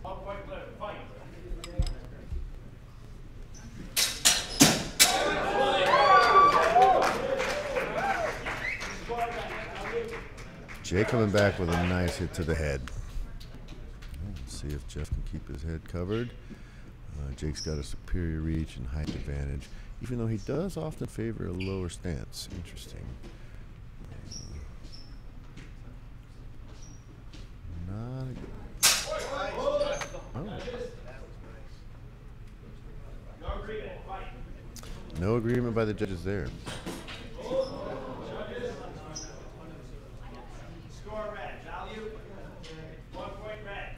So Jake in the lead. Oh, we're halting time to fix equipment. And we're back in action here.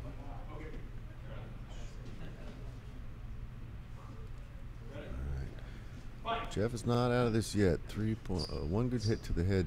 One of the interesting things about this weighted scoring system creates an element of action I think a lot of people like, where you know, you might be down, you can come back quick. All you have to do is fight clean and aggressive. Likely to use, yeah, that's Jake probably working that pommel strike, using that with superior height and advantage.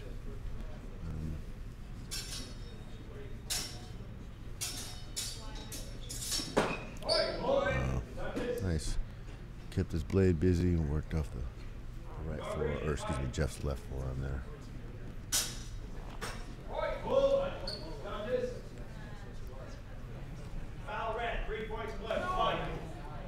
Well, it looks like we're being joined by the world famous Christine Consmo here. And she's going to join us for a few moments while we commentate on this. Welcome, Christine. Thank you. Oh, just at the end of time. Well, we've got a tiebreaker here. Well done, Jake Jeff coming back.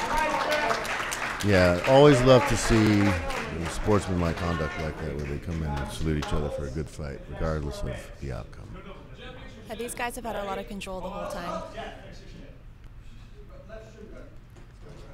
I believe what Stephen Hirsch meant there was fix your equipment. That was probably not FCC regulated. You don't have the FCC over there, do you? What is that?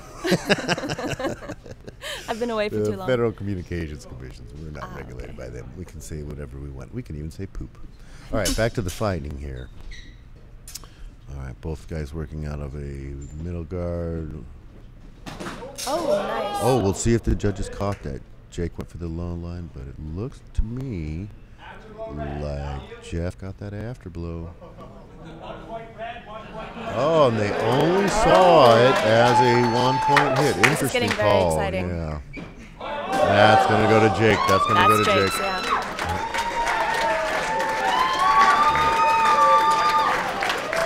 Nicely done by Jake at the end there. Very well fought match in both of them. Just what we want, though. A nice close match. Well fought and clean hits. Oh, they had two doubles there. Sorry.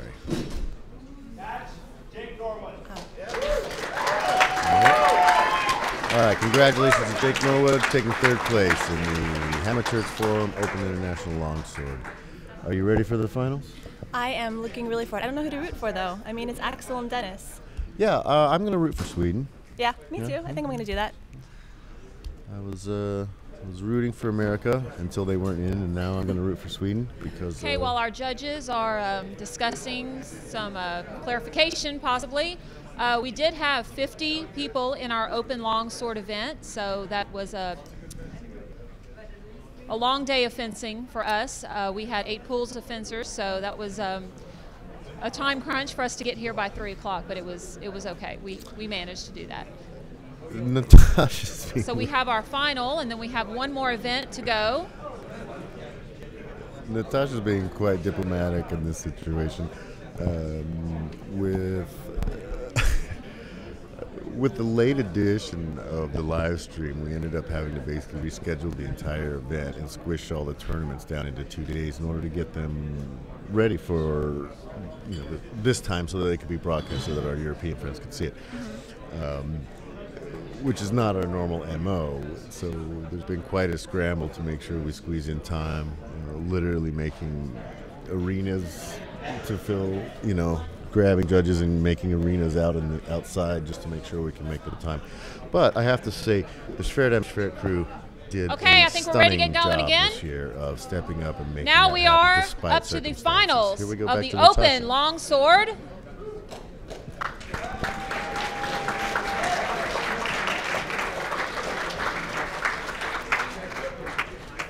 The red fighter, Dennis Ljungqvist from Sweden.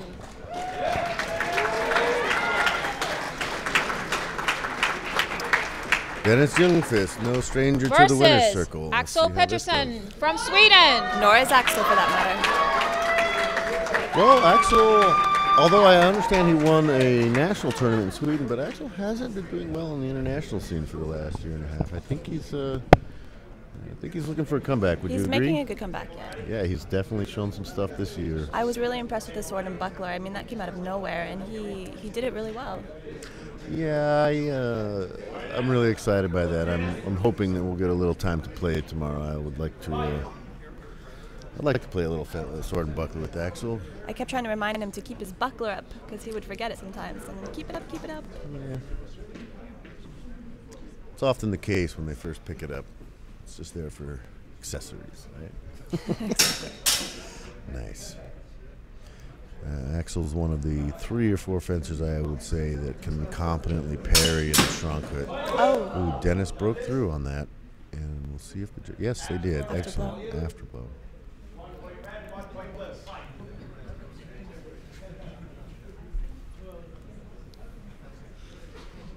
They're both doing a good job at keeping their distance, it seems. Well, these guys have fought each other before, so they're not going to run in being silly. They know each other's tricks. Yes, and I hope that's counted as an afterblow. Excellent job by the judges there. Yep. I'm seeing a lot of lower leg hits or foot hits. Yeah. Which aren't being really counted as foot hits. Matt Gallis and I were the core proponents of putting this rule set together based off of Mansulino's rules. We definitely worked with a lot of people around the world, Ilkka Hartikainen, Pierre Marco Terminello, Phil Kaz Marshall, a number of other folks.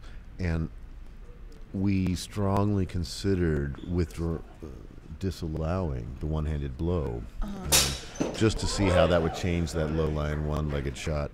I mean, that shot really shows up in one manual, and yet it's become sort of a steady go-to for the tournament fighters. And while number of iterations in a manual doesn't necessarily relate to number of iterations in combat, it's not drawing, it's not producing the effect of drawing out numerous, or at least a broad spectrum of technique. And perhaps we'll consider that next year. Well, it's a very bold move because they have to protect their head at the same time, obviously. Absolutely.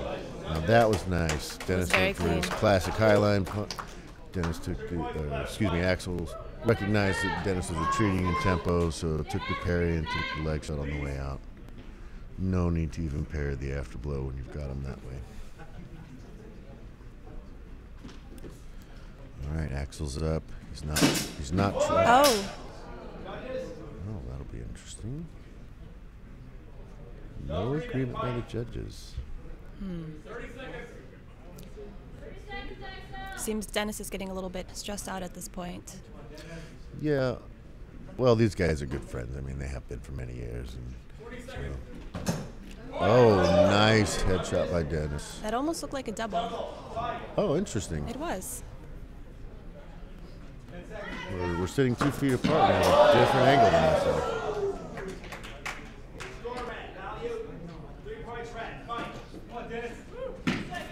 Oh, that was wonderful. That was brilliant. Excellent job by Dennis. And Not quite enough to come back. Almost.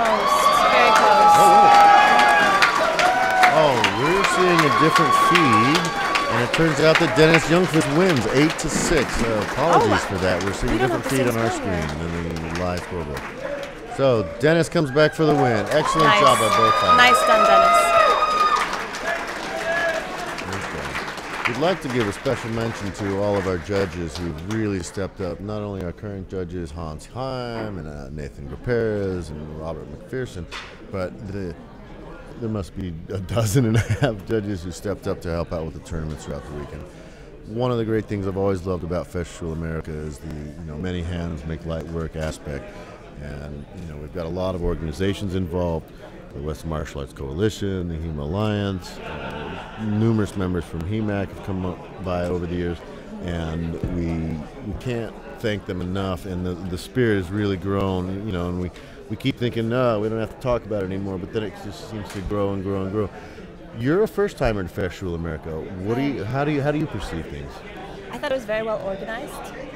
And I thought it was. I mean, from an outside perspective, and I was participating, and I felt like I always knew what was going on. And when I was up, and as a judge, I felt like I was well informed. The rules were online well ahead of time.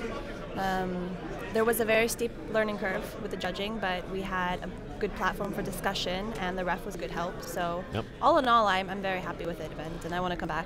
Yeah, and you stepped up and judged. Is this the first time judging at an international? It is. It's my first time judging. However, we do judge a lot when we train back in Oslo with sparring based on different rules, which reflect more the swordfish rules.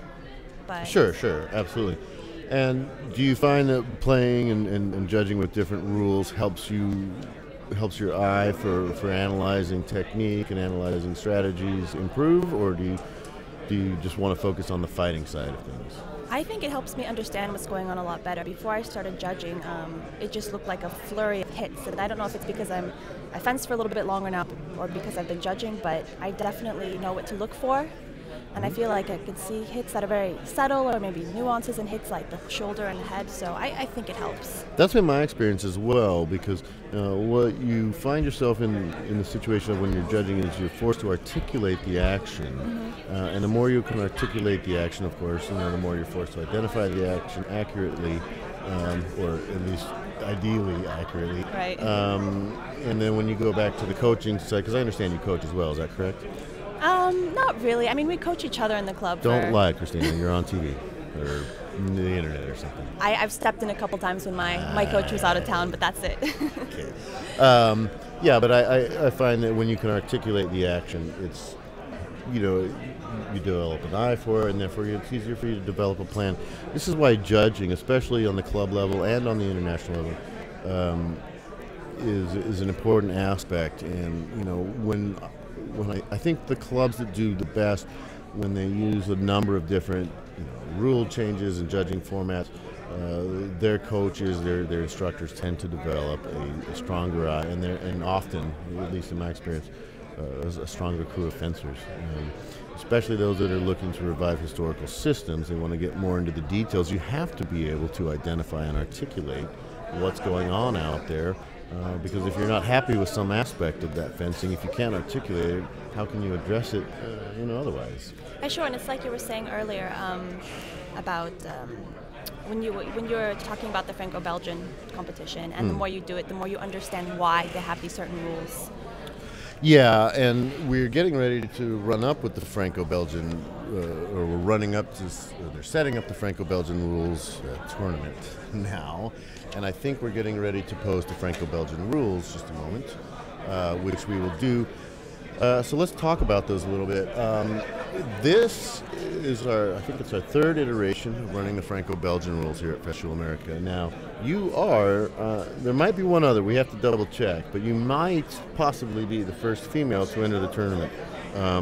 It's an invitation-only tournament, so that's quite an honor. How do you feel about that? You didn't know till now, did you? I heard something to that effect, but when you invited me, I didn't know it was invite only. I didn't have any clue what it was, to be honest. So the rules came as quite a shock, and it took a while to understand them. But when I got used to it, I thought it was a lot of fun.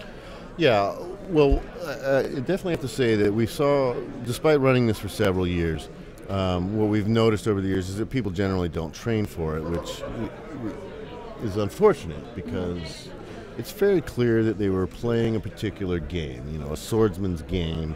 And considering that for the most part, these are people living in a world of swordsmanship, if they felt that this game has some merit, there's probably something there worth exploring, right? Especially if we're going to be historical European martial arts. And so it's disappointing that, you know, we haven't seen a lot of folks spending a lot of time with it prior to showing up. But this year, I think for the first time, we saw a real, like, sort of, you know, scratching at the surface of possibilities of technique, where guys weren't just wailing in and, you know, bashing away in their normal sort of club environment fencing attitude, and tried to, you know, granted, it went back to that usual thing where it didn't take long before it was, you know, what we've determined the Mohawk, because of the rising target area nature of the Franco-Belgian rules. But even after that happened, we did see some very exciting technical displays. Oh, here we go. We got the rules up now. So these rules are based on from the French and Belgian guilds between the early 1500s to late 1700s. It's essentially a King of the Hill format where the king is only defeated by a clean hit, and he has a significant advantage in that he can double out or afterblow with the other guy and remain the king. Each fencer gets 3 vinny. Modern, I hate to say it, but in modern, what do you call it, video game context, he gets 3 lives. But it's 3 vinny. It's 3 vinny. And it's a limited target area, only above the elbows and only above the waist are valid target areas, and that target changes as each person. So, as you know, if I strike you, you know, at the sternum level, and take away your kingship, you know, I cover your afterblow or avoid your afterblow. All of the fencers from then on have to fight from there up with that limited target area. So it only changes when the kingship changes, and then there's no thrusting, and we are striking with the flat. Possibly that's to lay the mark of the chalk upon the person. Possibly it's safety-related issues, and, you know, I mean, my suspicion is it's all of the above and a few other things in that. Right, it's a gentleman's game. Yeah. So basically, good technique is shown in keeping the target as low as possible for as long as possible. Yeah, I think the skilled fencers do it that way, because I think that's sort of bragging rights in a certain regard. Yeah. There's certainly the argument that the strategy, if you know you're a very precise cutter or hitter, you know you can put it always within, you know, a half inch every time. Maybe it's to your advantage to immediately go high with it and then fence the rest of the match out. But I'm not sure I think that's how they looked at it, because if you're the king, your afterblow, you know, your target is limited to that area as well. It seems like kind of defeating yourself, putting yourself in an awkward position. But, you know, you never know. Maybe some of those guys were that good. You know? But they definitely seemed to, you know, I often wonder if by limiting the target and limiting all these factors, you know, the one-handed blows to the leg and the meaty, you know, wailing away with the Oberhau parry, Oberhau parry, Oberhau parry is, you know, sort of the mark of the buffalo, or the young man's game, if you will, and that these guys were looking for a more technical repertoire, perhaps ways to preserve, you know, deeper aspects of their systems or not. Have you ever given much consideration to any of that? No. Nope. But I mean, with regards to the target moving up to the head very quickly, I felt like when we were fighting last night, it was fought very thoughtfully, very cautiously. It wasn't a lot of wailing like you mentioned before. It was very, how do I get in and get that one little strip on top of the head without him getting me back? Well, it's interesting. Jake Norwood brought that up yesterday evening in the restaurant, where, you know, I wasn't terribly thrilled that it went straight to the head so quickly, but he made a valid point. I thought that when it is you're only fighting over, you know, say a 3-inch wide strip, you really focus on how to do that, and what that does is that forces you to bring out different technique, and maybe that in and of itself will increase our repertoire, which is funny because while most of the modern fencers I know don't love the idea of limited target areas and limited repertoire and stuff, but if that's indeed true, if Jake's idea is true, that, well, maybe that by definition is what forces you into a wider perspective, then maybe that's reason for us to give more consideration to more of these historical rules that seem so limiting to a lot of the ways we often like to play. I believe it definitely does, and it gets us to think in a new way. And like you say, if we have to go for a specific target, then maybe next time we're sparring and we see we have that opening, we have more experience with going for that specific target, and we have a better chance of hitting it, possibly. So you're saying that if you can play in that environment, those skills should transfer back to a wider environment? Right, well, if you have that much control, say we have a practice where we can only hit the torso area, and you get that control and you only hit the torso area, then when you have a sparring situation and you see an opening there, you have a practice with that specific type of control. Yeah, you've effectively been, conditioned reflex. You've developed a conditioned reflex response to hit it when it sees it. It's almost like striking an index or something, but that's a German context. I don't want to bore people with the superior arts of German fencing. I'm going to hear about that online tomorrow. Well, there you go. So, another correlation to this is when you look at a lot of the historical fencing manuals, like I know you're a bit interested in sort of buckler, and you don't see a lot of these leg strikes in sword and buckler. You don't see a lot of these lower line strikes that so many of the modern fencers seem to rely on.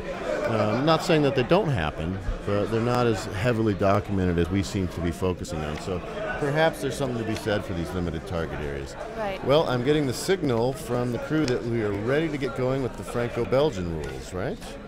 So, are you ready? I am ready. I'm very excited. This is my favorite tournament, actually, of the whole competition. So. Yeah, it's mine as well, and we try to do it. We try to stick as close as we can to all the historical formats. We're using chalk, we're using the flats of the blades, limited target area, all that. And let's see, what we've done, over the years we've put this online, but it's been very difficult to put the Franco-Belgian online because of the nature of the format, the round robin aspect. So what we've done is we've just decided that we're going to take the last 5 fencers in the tournament and put them on display for our international audience tonight. That's a pretty good way of doing it. Yeah, so hopefully, with the lighting in here, it's a little different in the hall, so hopefully we've got some very talented camera operators, some amazingly competent technical guys who put this together in really in quite a hurry. So hopefully the lighting will be good enough. We'll get to see some of those puffs of chalk when the blades strike, floating around. There was a few instances yesterday where when the blade was newly chalked and there would be a hit near the head and the chalk would dust down and they would cough inside their mask. So. Yeah. Well, that's, I hate to say it, but that's historical. It is. Dealing with the old dust in the eyes. Okay, so are we ready to get going? Can you cover for me for a minute? I need to help them with one technical aspect of the judging. Yes, sure. All right, 1 second. Hans. Okay, so okay, if everybody wants to Dennis will find be having their seat, the we're going to go kingship ahead to start and get with. started He started with as our the king final yesterday, event, actually, which is the Franco-Belgian tournament. I believe he had the kingship, held it twice during the whole competition yesterday, and he held it for quite a long time, so he did very, very well. So it'll be interesting to see how long he's able to maintain it now.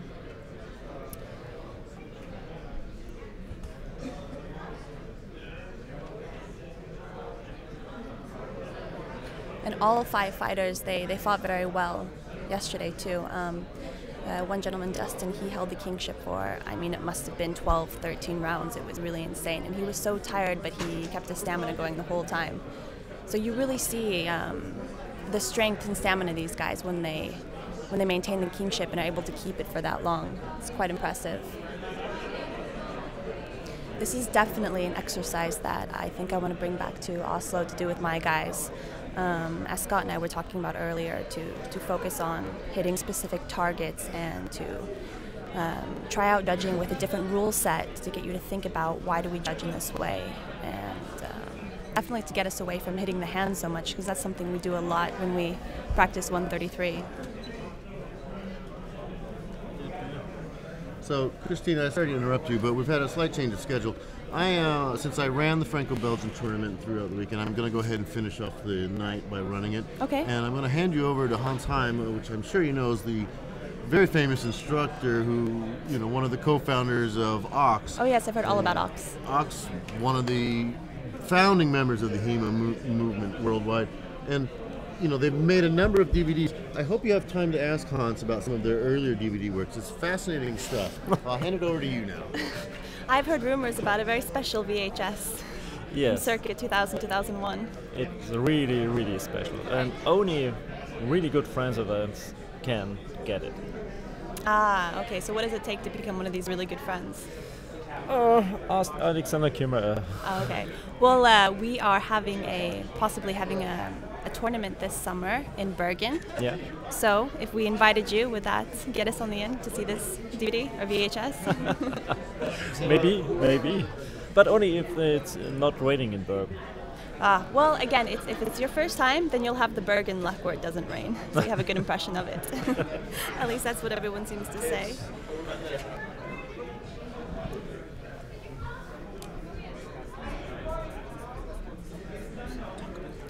Oh, another interesting aspect of the Franco-Belgian competition is the fines. So I'm not sure if Scott went over the fine system earlier, but basically you get a $10 fine if you commit one of the following acts.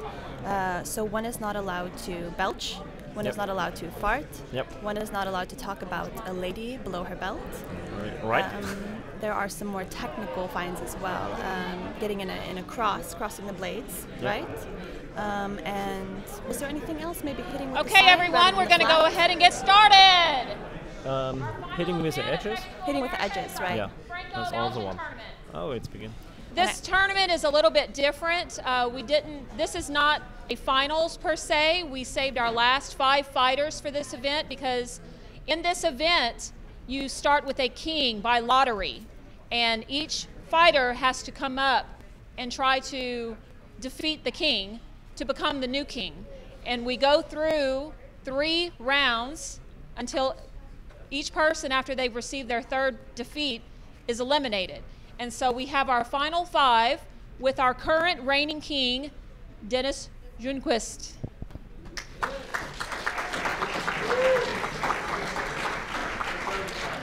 So again, Dennis was randomly selected to start as the king yesterday.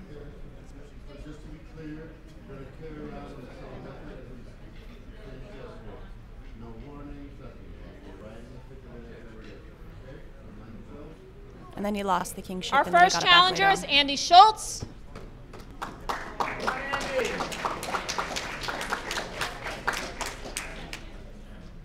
I'm going to introduce them all now. That way they can go ahead. Next is Sam Street.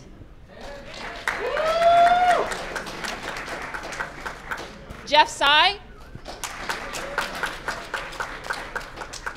And Dustin Reagan. So we have a really good lineup here. And with the best job in the whole world, we have the chalk people, London and Evan. And I would like to also introduce our special guest referee for this event, Mr. Scott Brown. And he's really looking good. So it'll be really interesting to see if they're able to keep the target as low as possible for a while now.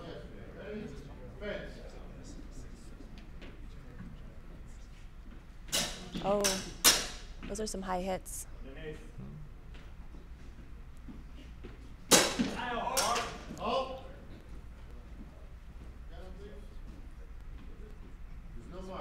No mark.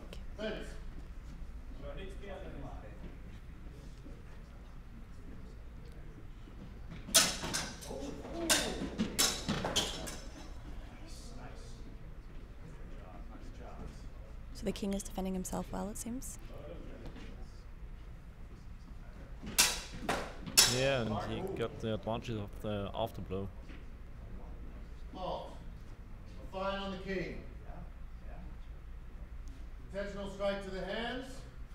Fence. Right, so hands are off limit. So that's another fine.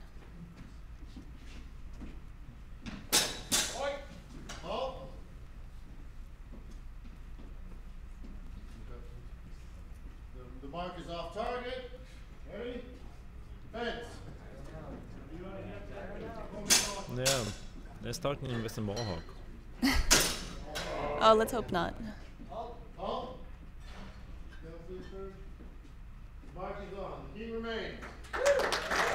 Okay, so Dennis is maintaining his kingship. However, it seems like he has hit the top of the head. Yes, right.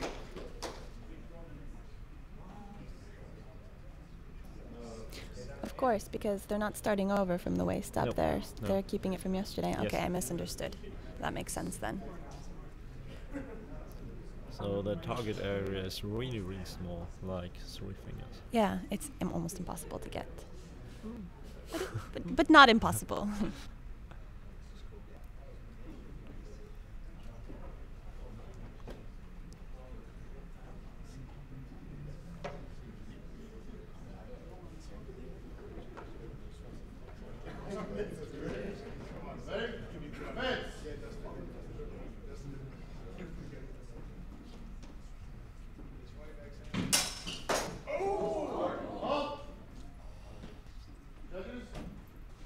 I would say that's a little bit off target.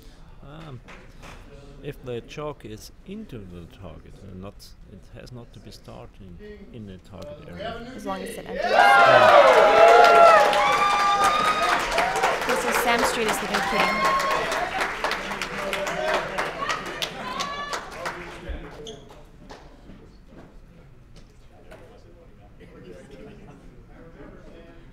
Okay, so as you were saying, Hans, that as long as the mark enters the target zone, it doesn't have to be completely in it? Yeah. Okay, I see.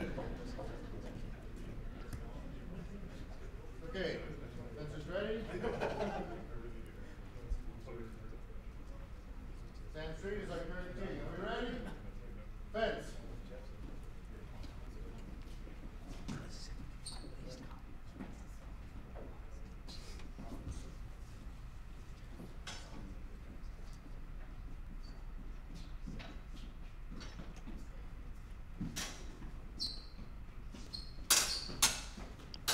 Oh, close.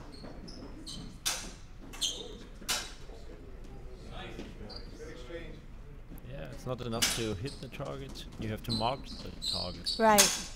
So it has to be a clean hit flat. Yeah.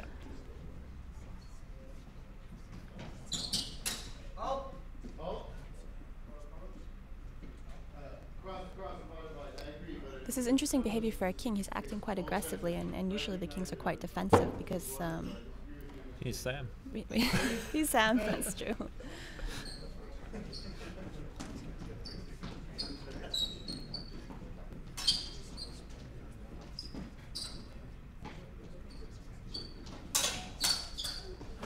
Oh, that was very close. No mark upon the king. Fence.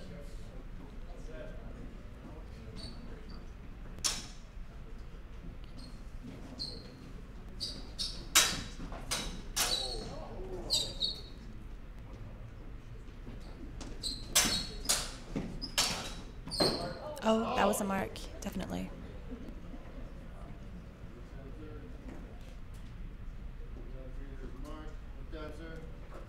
Mark is off target. You have either blow or half blow. Valid. Ready, fence. So I understand that Jeff did hit him in the target, but he got an after blow. Yeah. Right, okay.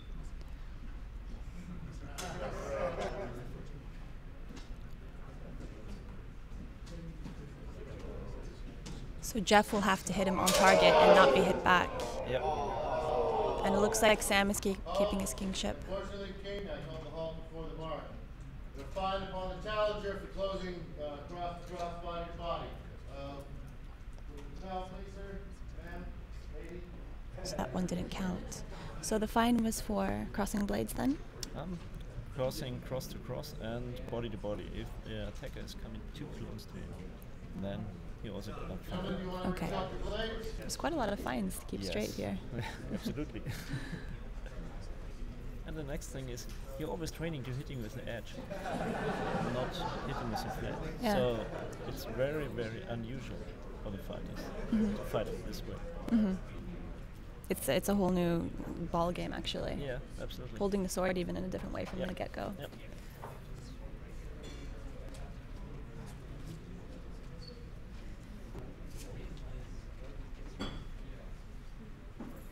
So they're re-chalking the swords at the moment. When they hit each other that much, the chalk starts to wear off. Yeah.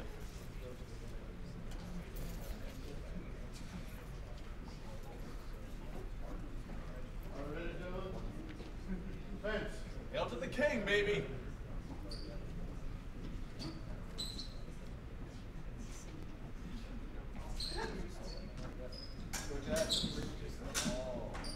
Halt! Fine upon the challenger. A thrust to the throat of the king. So a fine for thrusting, which is not allowed.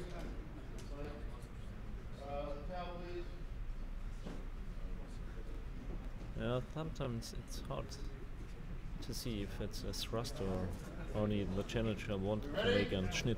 And if you're going in with the flat of your blade and trying to hit the top and you miss just a little, it turns into a thrust unintentionally. Yeah.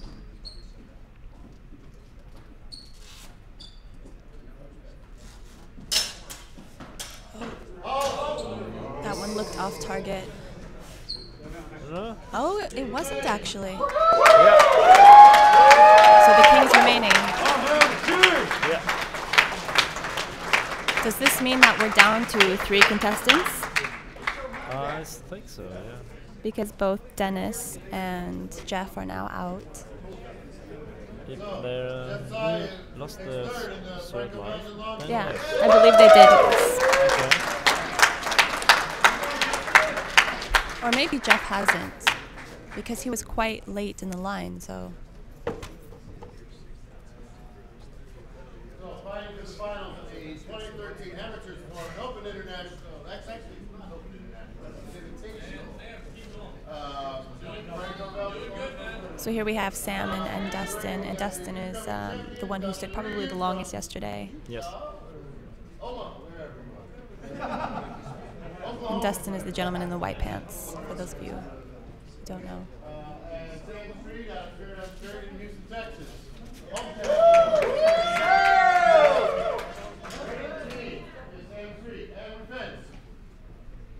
I think Justin kicked out half of the line. Yeah, he must have. That was really impressive to watch. Also, he raked up the most fines while he was king. I think he had like $60 or something. Yeah, sometimes it's expensive to be a king. It's not cheap, but I guess it's worth it. I could not see it, sir. Are you confident?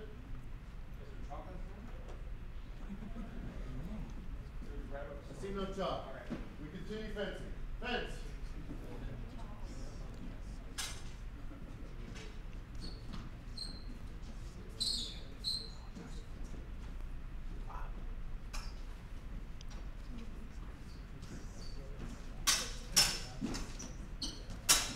Some nice exchanges. I thought I saw that one hit, but I don't see a mark. Fine upon the challenger. Are we ready? Fence! What was that fine for, do you know? Don't know. So many fines.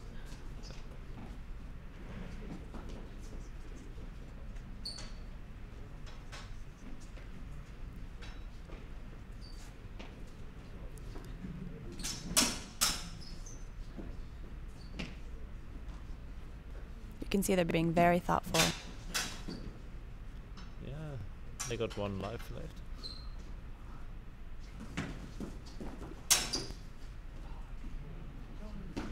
Oh, wow. Put down, sir, please. Mark is off target. Just barely off target. That was close. Fence! Keep it up, Sam. Literally. I know.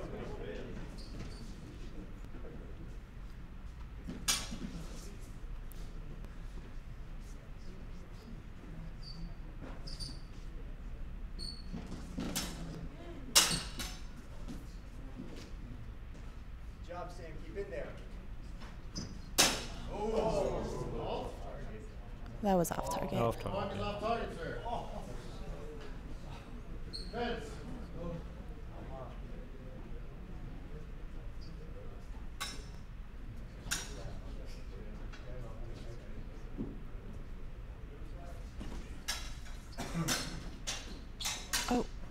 almost. Dustin is doing a very good job of defending himself against an aggressive king.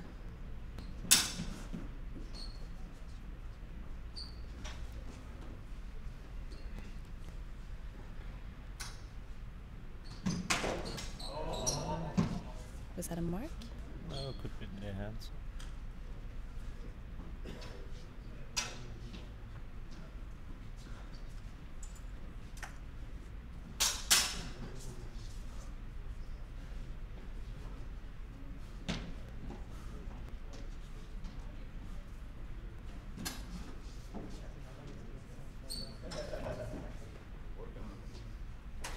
So since there's no time aspect to this fight, we could really be here for, theoretically, forever.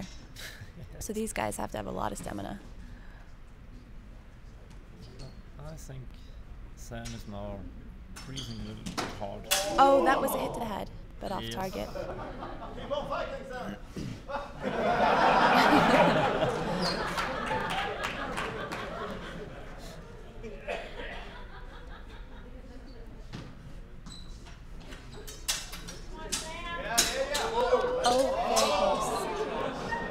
Very, very good defense there. So what was that fine for? To be off bounds and nearly hit the judge. He hit the judge? Nearly. Oh my god.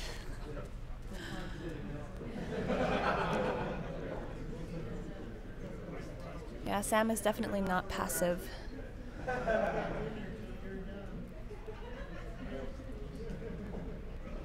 Yeah, he should relax. He should relax a little bit to get some more praising. Mostly he needs to defend himself if he wants to maintain his kingship. He needs to keep some energy for later rounds, or the last round. Yeah, not then.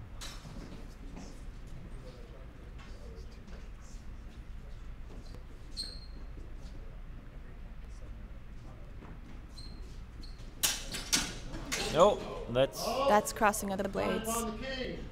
Yeah. So the king has gotten a few. Oh. I hit, but no mark. No mark. No.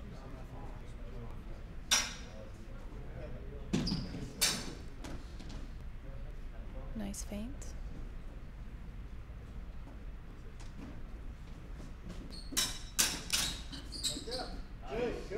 Again, very good defense by Dustin.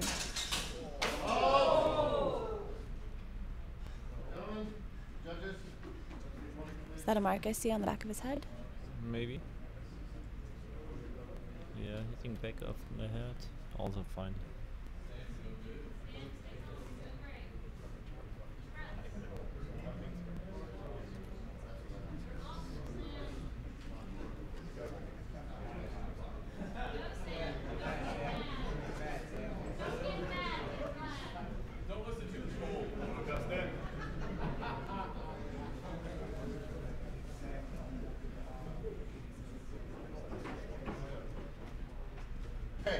Fine upon the king. Fine upon the challenger. Fence.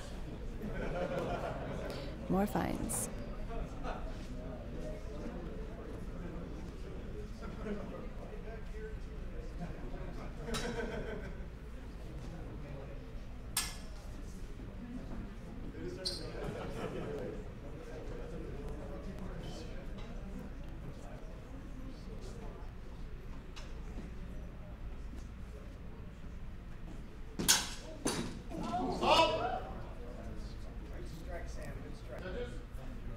I don't see the mark. Was it on?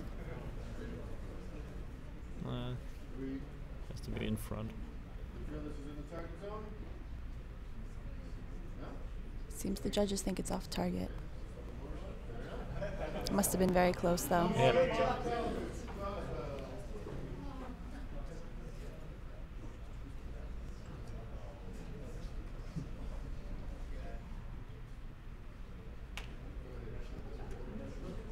If you just excuse me a moment, I'll be right back. Yeah.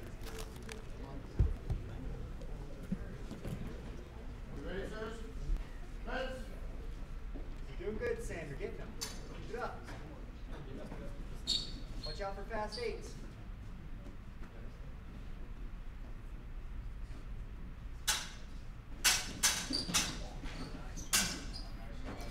Once again, the team is very aggressive. Still going. Oh. King remains. Wins.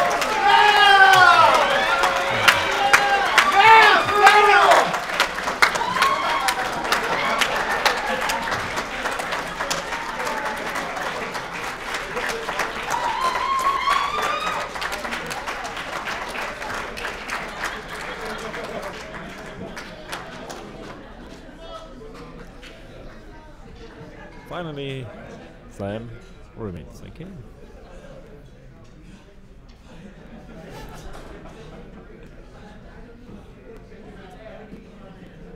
And he needs some extra air. Proudly pronounced the winner of the 2013 Hammersmith Forum Invitational Franco-Belgian Tournament, Mr. Sam Schreeder. Congratulations, Sam.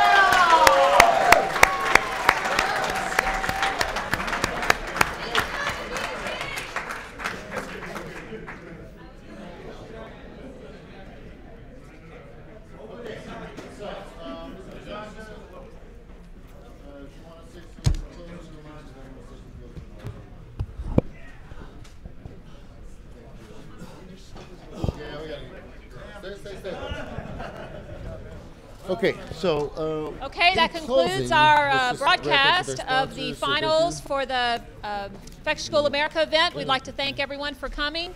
Everyone that came in from out of town, we appreciate you visiting us and supporting our event. We'd like to thank the vendors who awarded prizes, which will be given out to the winners at the dinner immediately following this event. So thanks to everyone for coming, and we will see you next year. Thanks. yes, in closing, we'd like to make sure we give a special acknowledgement, especially to those sponsors who we've missed in the chaos of the excitement. Mr. Hal Siegel of Therian Arms and Absolute Force, who've been making equipment for HEMA for the last several years now. Spess International, Purple Heart Armory, Arms and Armor really stepped up this year with some fantastic prizes. And of course the great people involved with the HEMA Alliance organization, and the spectacular folks involved with the Western Martial Arts Coalition and Historical European Martial Arts, Historical European Martial Arts Coalition. All right, I am being called away, so are we ready to cut live? Any last parting words you'd like to say? Send out a shout out to Norway. I would like to come back next year, and this time I want my teammates to actually come with me like they promised. Yes, let's talk to them about that, shall we? All right, thank you everyone for joining us, and we hope you join us next year for Fechtschule America 2014. And thanks to Hans Heim for stepping in while I had to go do some dirty work. All right, great stuff. Thank you for joining us.